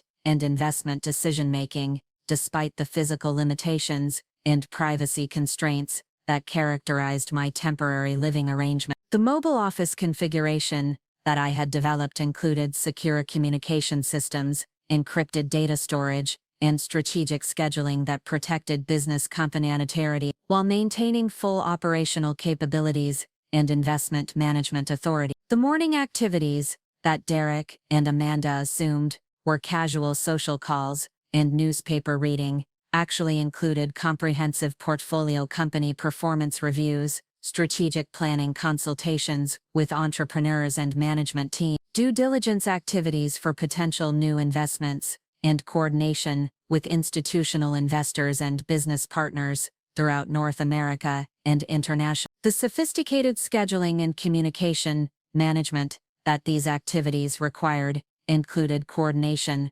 across multiple time zones, confidential discussion management, and comprehensive documentation of investment decisions and strategic guidance that maintained full fiduciary responsibility to institutional investors and portfolio companies. The laptop computer that served as my primary business tool contained secure access to Redwood Venture Capital's comprehensive business management systems, including portfolio performance tracking, financial analysis platforms, communication systems, and strategic planning tools that enabled real-time oversight of all investment activities and business development initiatives. The security protocols that protected these systems included multiple encryption layers, biometric access controls, and secure communication channels that ensured business confidentiality while enabling comprehensive remote management capability. The financial newspapers and industry publications that I reviewed each morning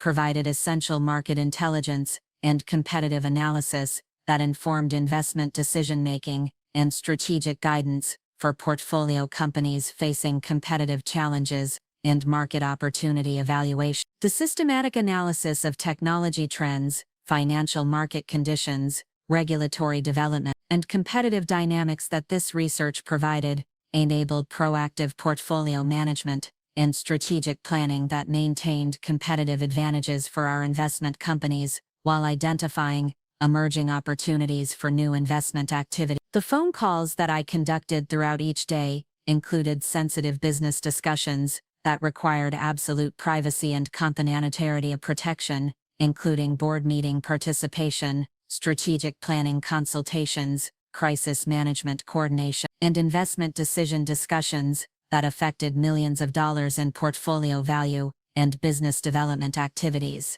The challenge of conducting these confidential business discussions from a cramped guest room while maintaining operational security and professional credibility, sophisticated communication management, and strategic scheduling that protected both business interests and family relationship privacy. The irony of managing multi-million-dollar investment decisions and strategic guidance for successful technology companies while being treated as an unemployed burden requiring family charity created increasingly surreal contrasts between perceived and actual circumstances that highlighted the fundamental disconnect between Derek and Amanda's assumptions about my situation and the professional reality of my venture capital activities and industry influence.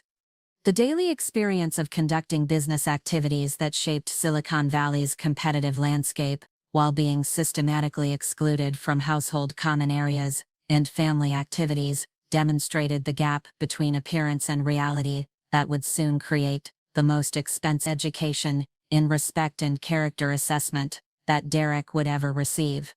The long-term strategic planning that I had been developing for Redwood Venture Capital's continued growth and market expansion included initiatives that would significantly increase our investment capacity and portfolio development capabilities, while maintaining the character-based investment philosophy and comprehensive due diligence approach that had distinguished our performance from traditional venture capital firms throughout Silicon Valley's competitive investment environment. These strategic initiatives included international expansion opportunities, specialized sector development, and innovative investment structures that would enable participation in larger funding rounds and strategic partnership activity. The fund development activities that I had been coordinating included preparation for our next investment fund that would expand available capital from enabling larger portfolio positions and strategic investments in established companies, preparing for growth acceleration and market expansion activity. The institutional investor relationships and fund marketing activities that supported this expansion included comprehensive performance documentation, strategic positioning, and relationship development that would enable continued growth while maintaining our selective investment approach and character assessment requirements. The specialized sector initiatives that we were developing included dedicated investment programs for artificial intelligence application, biotechnology innovations, sustainable energy technologies, and financial services modernization that required specialized expertise and industry relationships for effective evaluation and portfolio management. The innovative investment structures that we were developing included strategic partnership investments, industry consolidation opportunities, and secondary market activities that would enable portfolio optimization while providing liquidity options for existing investments and capital recycling for new investment activities. These advanced investment strategies would enhance portfolio returns while providing strategic flexibility and risk management capabilities that distinguished sophisticated venture capital operations from traditional investment approaches. As I continued managing these sophisticated business development activities from Derek's guest room while being systematically dismissed and exploited by family members who had no understanding of my professional capabilities and industry influence, the contrast between my actual business authority and their comfortable assumptions about my situation was creating circumstances that would soon demonstrate the true relationship between character integrity and business success, between family respect and professional credibility, and between the elderly widow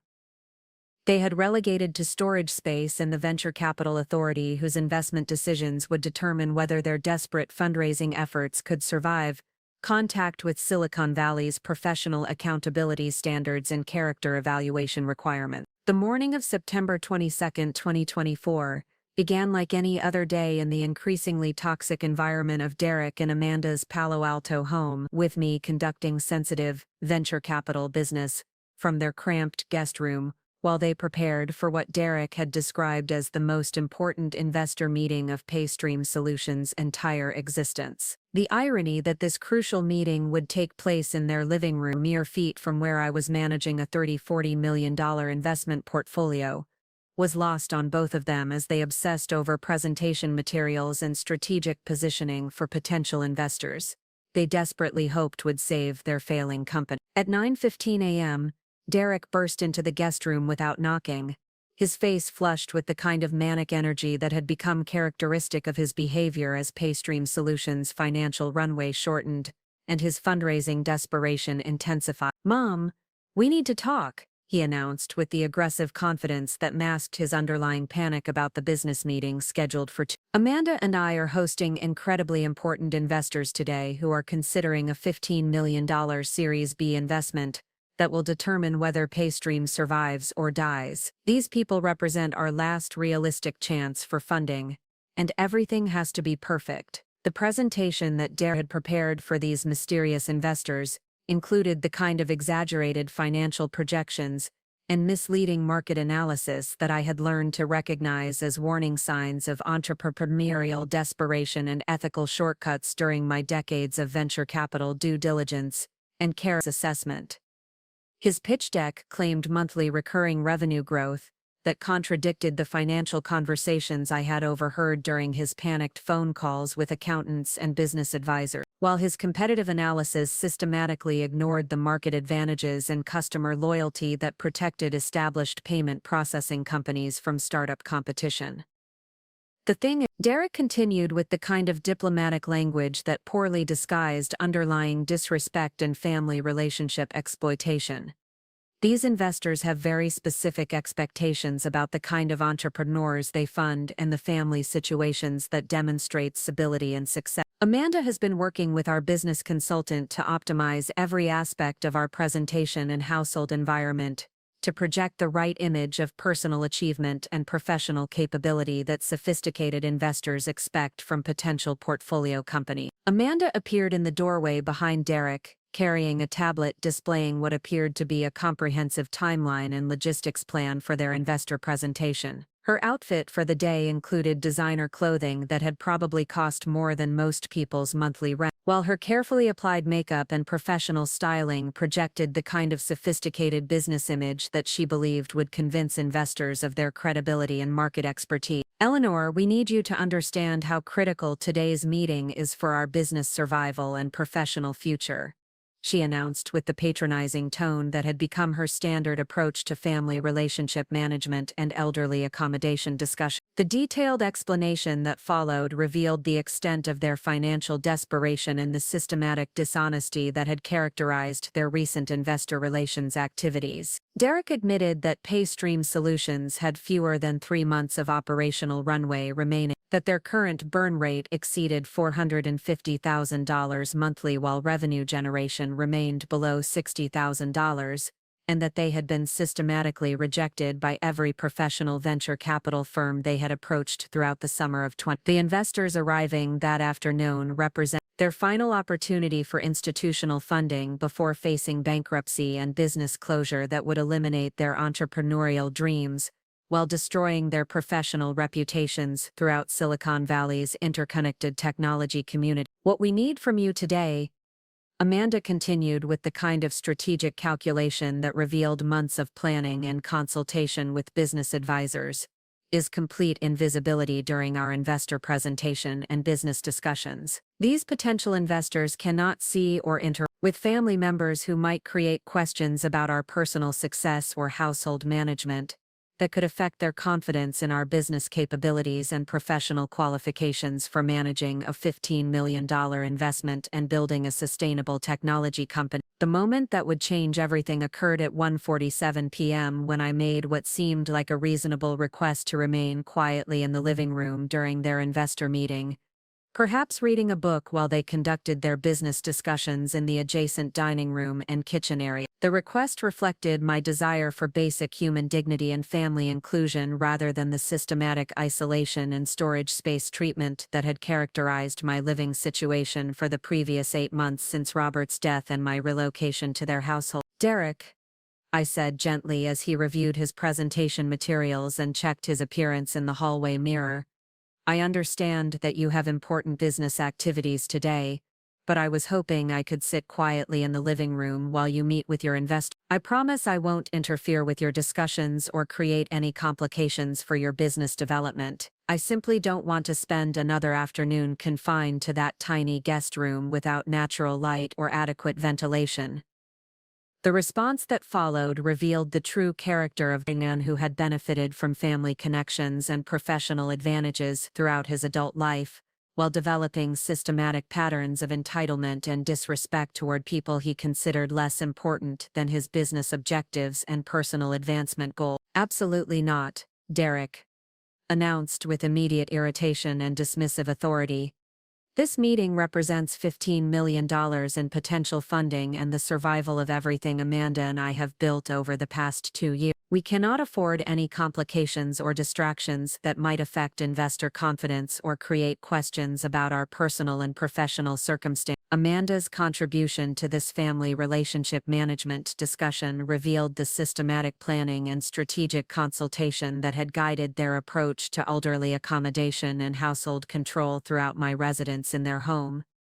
Ellen, you have to understand that successful entrepreneurs and technology company founders project specific images of personal achievement and family success that convince investors of their capability to manage substantial funding and build valuable companies. She explained with the kind of professional efficiency that disguised calculated cruelty as business necessity and strategic positioning requirement. The consultation that we've received from industry experts and business development specialists has been very clear that family complications and household management issues can create negative impressions that affect investor decision-making and funding approval. Amanda continued while reviewing her checklist for the afternoon's activities. These investors will be evaluating every aspect of our personal and professional presentation to determine whether we possess the leadership qualities and business management capabilities that justify 15 investment funding and ongoing strategic partnership throughout Paystream Solutions' growth and market expansion phases. The escalation that followed demonstrated how quickly business pressure and fundraising desperation could strip away careful image management to reveal authentic character traits and ethical standards that had been concealed during more comfortable periods of their relationship and business development. Derek's growing agitation and Amanda's systematic control efforts created a toxic dynamic that transformed normal family interaction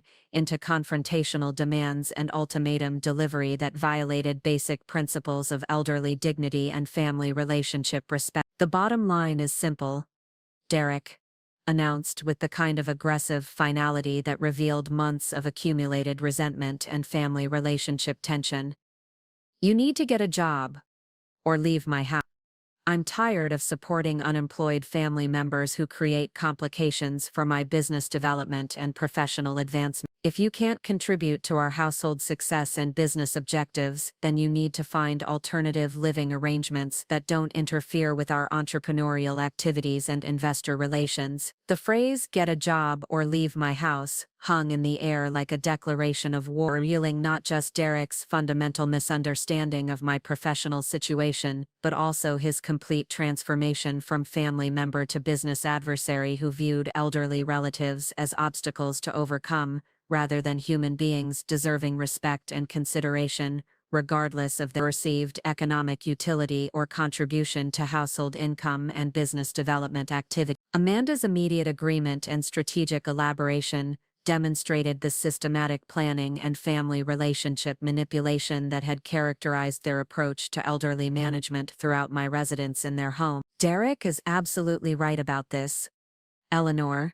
she announced with obvious satisfaction about their coordinated approach to family crisis management and household control. We've been incredibly generous providing you with housing and family support during your transition period, but we cannot continue subsidizing unemployed family members who don't contribute to our business success and lifestyle management requirements. What Derek and Amanda had no way of knowing was that their unemployed burden was not only capable of solving their $15 million funding crisis with a single phone call, but was also intimately familiar with the investors they had invited to their home that afternoon. The mysterious private equity group that Derek had been courting for months, through strategic networking and business development activities, was actually Meridian Capital Partners, a mid-tier investment firm that had been seeking collaboration opportunities with Redwood Venture Capital for strategic co-investment and portfolio development activities throughout the financial technology sector. The lead investor scheduled to arrive at their home at 2:00 p.m. was Jonathan Blackstone, a principal at Meridian Capital Partners, whom I had worked with extensively on 3 previous investment opportunities, including successful co-investments in 2 fintech companies that had generated substantial returns for both firms. Jonathan's approach to investment evaluation included the same character assessment protocols and ethical business practice requirements that distinguished Redwood Venture Capital investment methodology from traditional venture capital firms focused primarily on financial metrics and market projection. The due diligence process that Meridian Capital Partners had been conducting on Paystream Solutions included comprehensive background investigation of Derek and Amanda's professional history, character references, and business practices that would have revealed the systematic family relationship exploitation and elderly dismissal that characterized their household management and personal ethics. The character assessment report that Jonathan had prepared for this meeting included specific concerns about Derek's professional reputation and Amanda's approach to business relationship management that had raised questions about their qualification for substantial investment funding and ongoing partnership responsibilities. The $15 million investment opportunity that Derek had been desperately pursuing actually represented a preliminary evaluation process that could have led to much larger funding rounds and strategic partnership opportunities if his character assessment and business practices had met Meridian Capital Partners' investment criteria and ethical standards. However,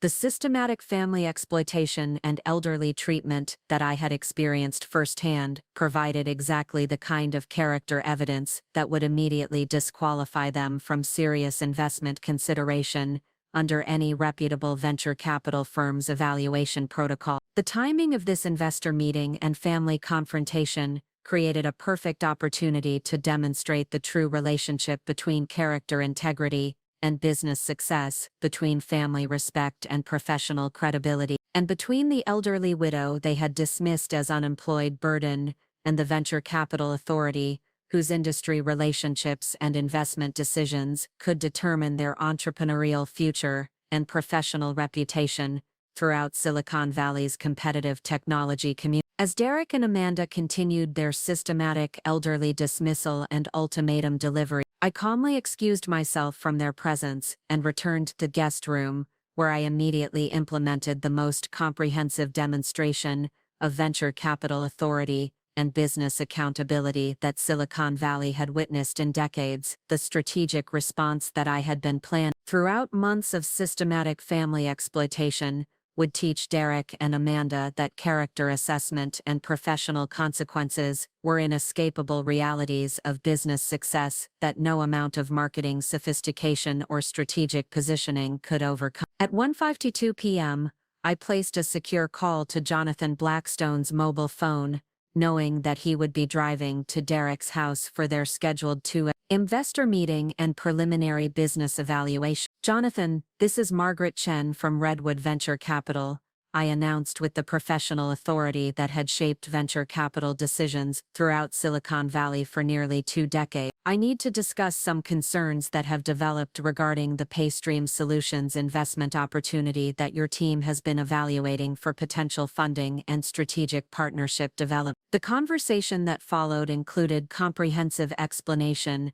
of the character assessment evidence that I had gathered through 8 months of direct observation and family relationship experience with Derek and Amanda.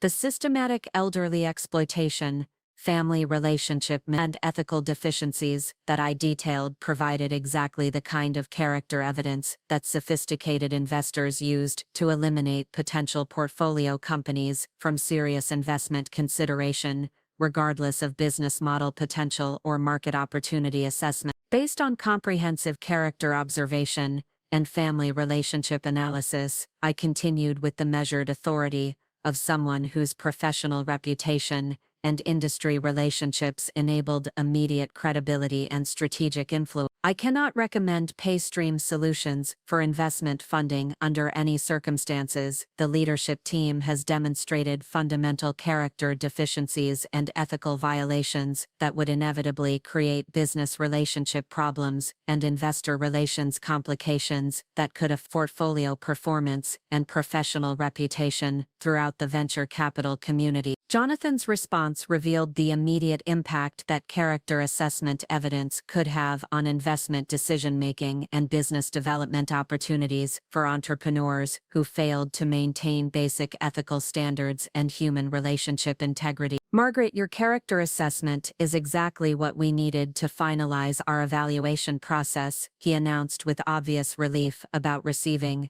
authoritative guidance from a respected industry professional. "We had developed similar concerns about their professional conduct and business practices, but your first-hand family relationship evidence provides the comprehensive character evaluation that justifies immediate elimination from our investment pipeline."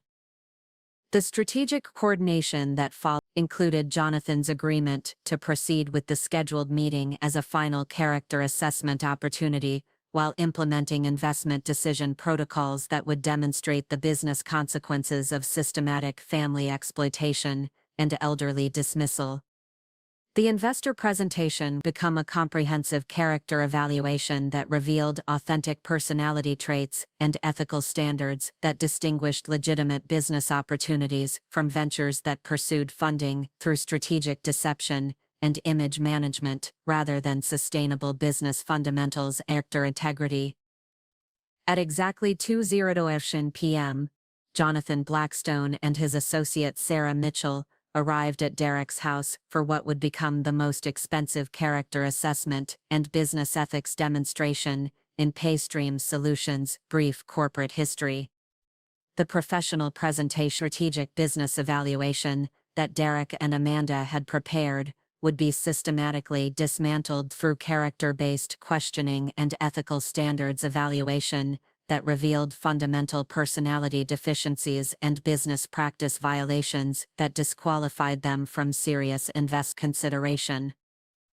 The initial presentation that Derek delivered included the same exaggerated financial projections and misleading market analysis that had characterized his desperate fundraising activities throughout, but Jonathan's questioning approach focused specifically on character assessment and ethical business practice evaluation, rather than traditional financial metrics and market opportunity analysis. The investor evaluation included systematic probing of Derek's family relationship management, elderly treatment standards, and personal integrity demonstration that revealed authentic character traits and value systems that determined long-term business success potential. Tell me about your approach to family relationship management and elderly care responsibilities, Jonathan requested during the preliminary discussion phase of their business evaluation. Successful entrepreneurs often face competing demands between business development activities and family obligations, and we're interested in how you balance these responsibilities while maintaining ethical standards and personal integrity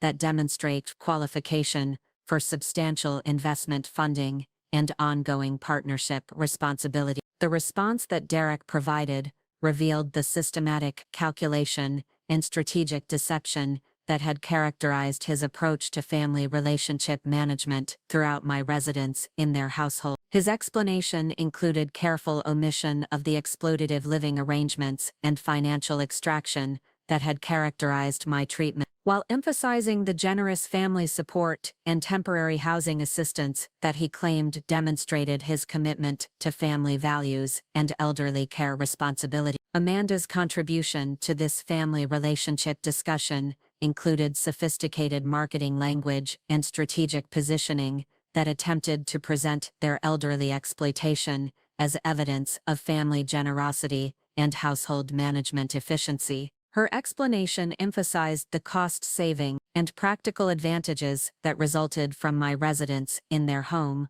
while systematically concealing the systematic dignity violations and exploitative financial arrangements that had characterized their approach to elderly accommodation and family relationship control. However, Jonathan's follow-up questions revealed the comprehensive due diligence and character assessment preparation that had preceded this investor meeting. We understand that you've been providing housing for Derek's stepmother Margaret following her husband's death earlier this year, Sarah Mitchell announced with the kind of professional directness that immediately created uncomfortable tension and strategic positioning challenge. We'd like to understand more about those living arrangements and how they demonstrate your approach to family responsibility and elderly dignity protection. The detailed questioning that followed systematically dismantled Derek and Amanda's careful image management and strategic deception through specific inquiries about living space allocation,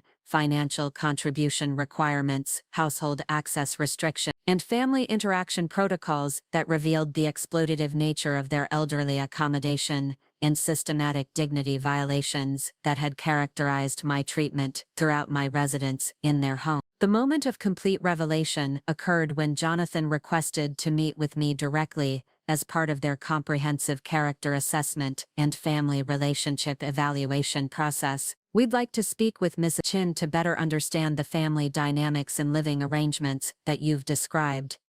He announced with professional authority that immediately created panic and strategic crisis for Derek and Amanda's carefully orchestrated investor presentation and image management activity. That's really not necessary, Derek responded with obvious anxiety about losing control of the investor evaluation process and family relationship narrative. My stepmother is elderly and tends to be confused about household arrangements and family financial management. Her input probably wouldn't be helpful for your business evaluation and investment decision-making process. Amanda's immediate agreement and strategic elaboration demonstrated their coordinated approach to preventing direct investor contact with family members who could provide contradictory evidence about their character and household management practices. Eleanor has been dealing with grief and transition challenges since her husband's death, and we've been trying to protect her from business stress and investor relations activities that might be overwhelming for someone her age. She explained with sophisticated manipulation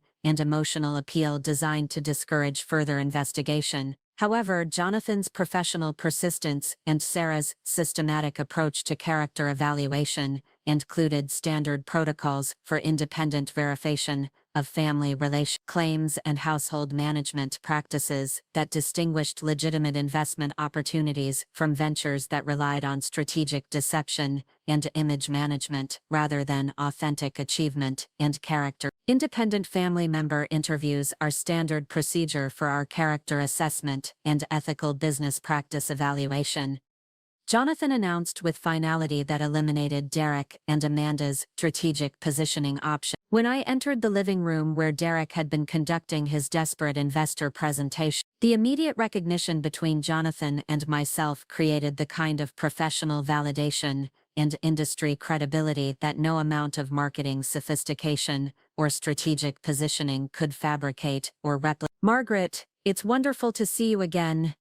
Jonathan announced with genuine enthusiasm and professional respect. Sarah, I'd like you to meet Margaret Rose Chen, managing partner of Redwood Venture Capital and one of the most successful investors in Silicon Valley. The silence that followed was the sound of Derek and Amanda's comfortable assumptions about power dynamics, professional relationships, and family hierarchies crashing into the reality of venture capital authority and industry influence that operated far beyond their understanding or control. The systematic elderly dismissal and family exploitation that had characterized their household management had been conducted against one of the most influential venture capital professionals on the West Coast, whose industry relationships and investment decisions could determine their entrepreneurial future and professional reputation throughout Silicon Valley's interconnected technology community. I believe you've been evaluating PayStream solutions for potential investment, I continued with the calm authority that had shaped venture capital decisions for nearly 2 decades. Based on 8 months of comprehensive character observation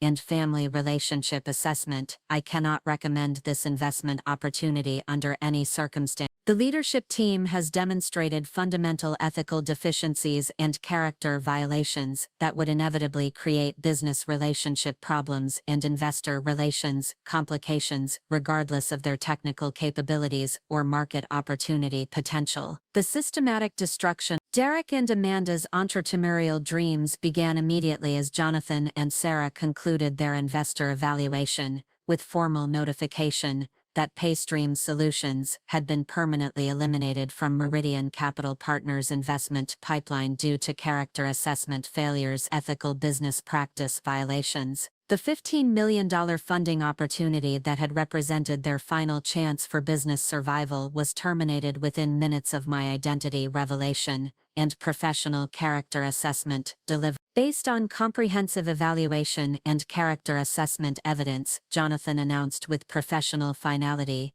Meridian Capital Partners cannot proceed with investment consideration for PayStream Solutions. The leadership team has failed to meet our ethical standards and character requirements that distinguish legitimate investment opportunities from ventures that pursue funding through strategic deception and family relationship exploitation, rather than sustainable business fundamentals and authentic competitive advantage. The ripple effects of this investment rejection extended far beyond immediate funding disappointment to create comprehensive business relationship damage and professional reputation destruction throughout Silicon Valley's venture capital community. Jonathan's immediate communication with investment firms and industry professionals and professional conduct alerts that would prevent Paystream Solutions from accessing alternative funding sources or strategic partnership opportunities throughout the technology industry's interconnected professional networks. The employee exodus that began within days of the failed investor meeting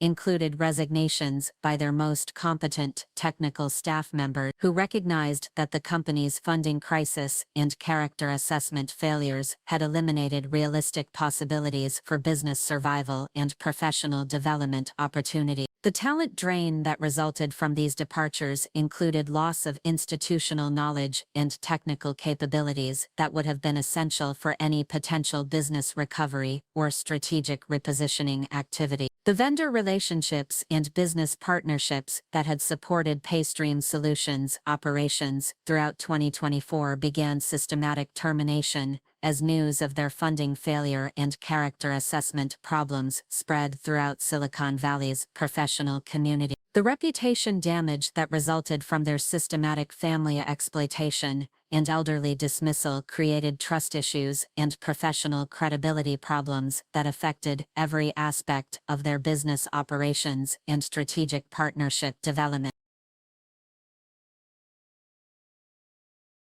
However, the most comprehensive demonstration of venture capital authority and business accountability was yet to come. Within 72 hours of their investor meeting disaster, I initiated strategic acquisition discussions with Cloud Secure Technologies, one of Redwood Venture Capital's most successful portfolio companies,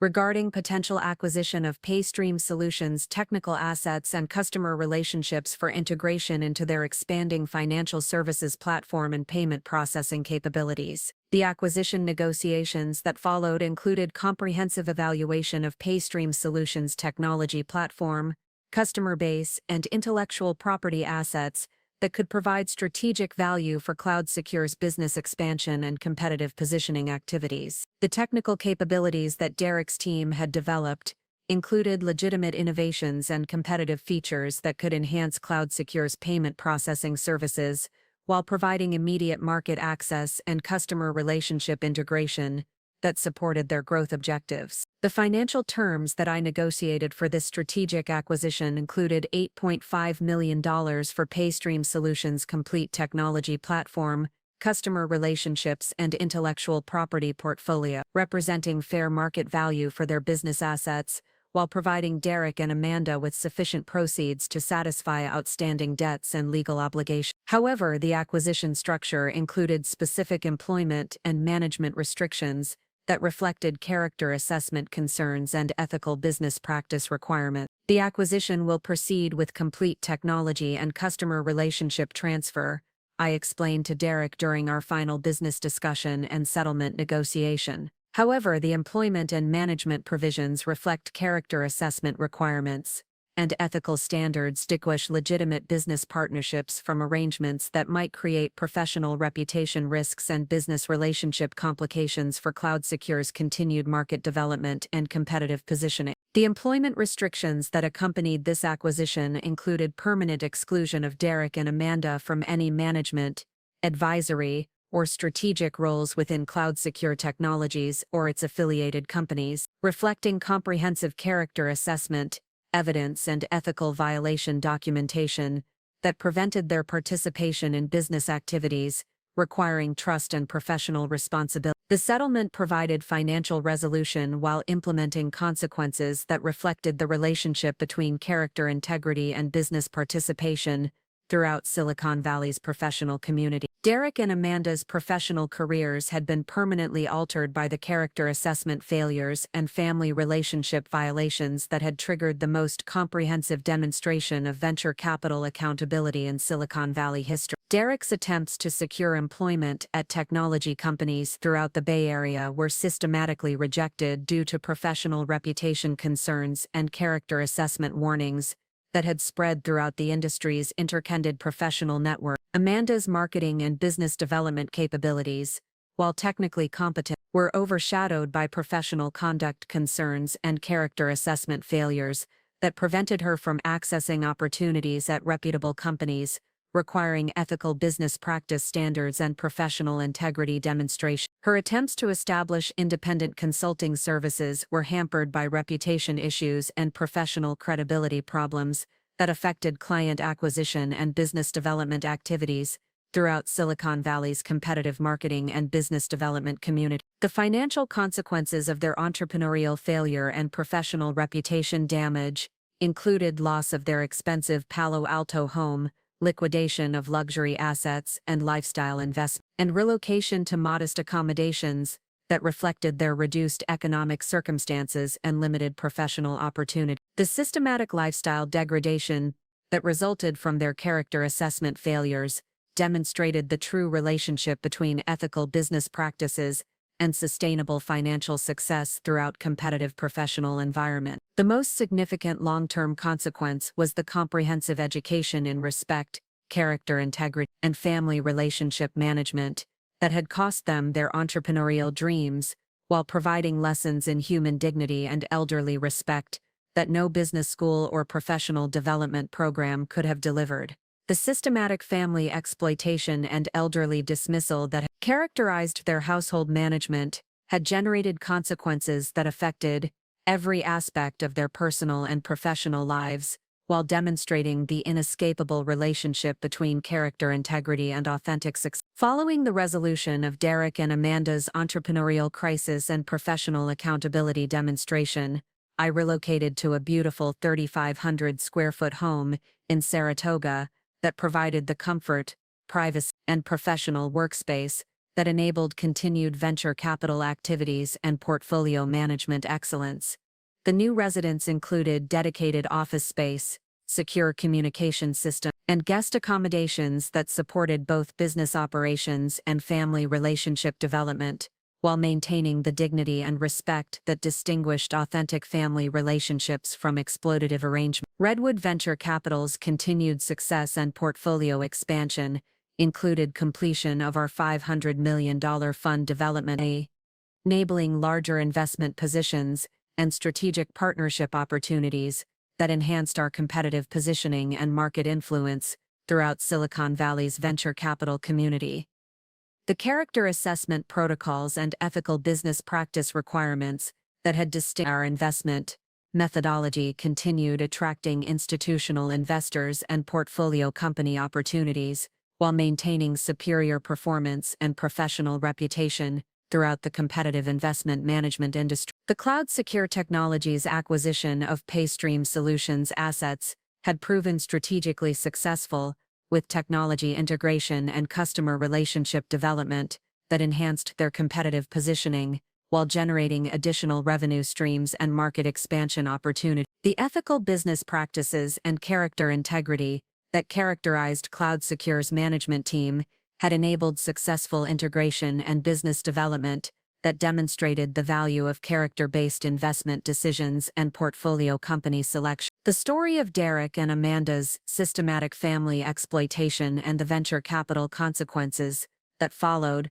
provides universal lessons about respect, character integrity, and the relationship between authentic success and ethical business practices that extend far beyond Silicon Valley's competitive technology industry. The fundamental principles of human dignity and family relationship respect that they violated through their elderly dismissal and household exploitation represent character standards that determine professional credibility and business success throughout every industry and professional community. The character assessment protocols and ethical evaluation standards that distinguished legitimate business opportunities from ventures pursuing success through strategic deception and family relationship exploitation demonstrate the inescapable connection between personal integrity and professional achievement that no amount of marketing sophistication or strategic positioning can overcome. The systematic consequences that Derek and Amanda experienced reflected the reality that character violations and dignity dismissal eventually generate accountability and professional consequences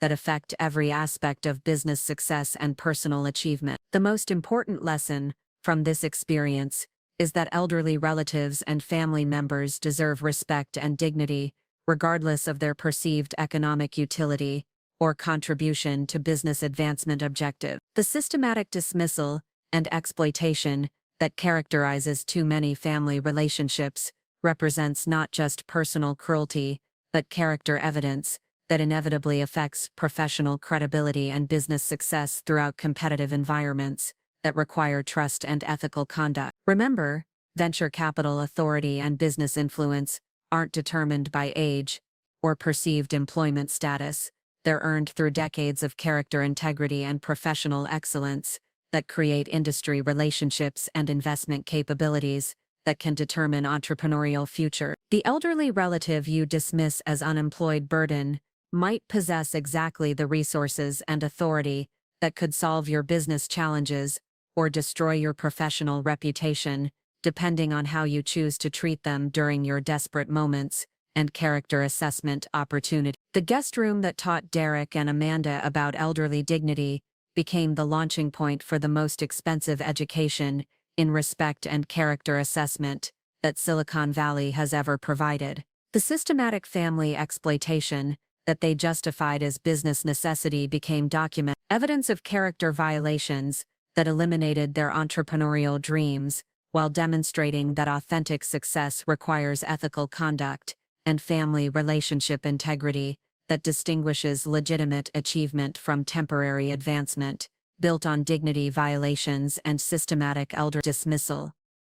The spare room where I managed a venture capital empire while being treated as unemployed burden ultimately became the control center for implementing consequences that reflected the true relationship between character integrity and business success, between family respect and professional credibility, and between the systematic cruelty that they disguised as household management and the venture capital authority, whose character assessment protocols would determine whether their comfortable assumptions about success and achievement survive contact with Silicon Valley's professional accountability standards and ethical business practice requirements. And don't forget to subscribe and turn on the notification bell so you don't miss any upload from us.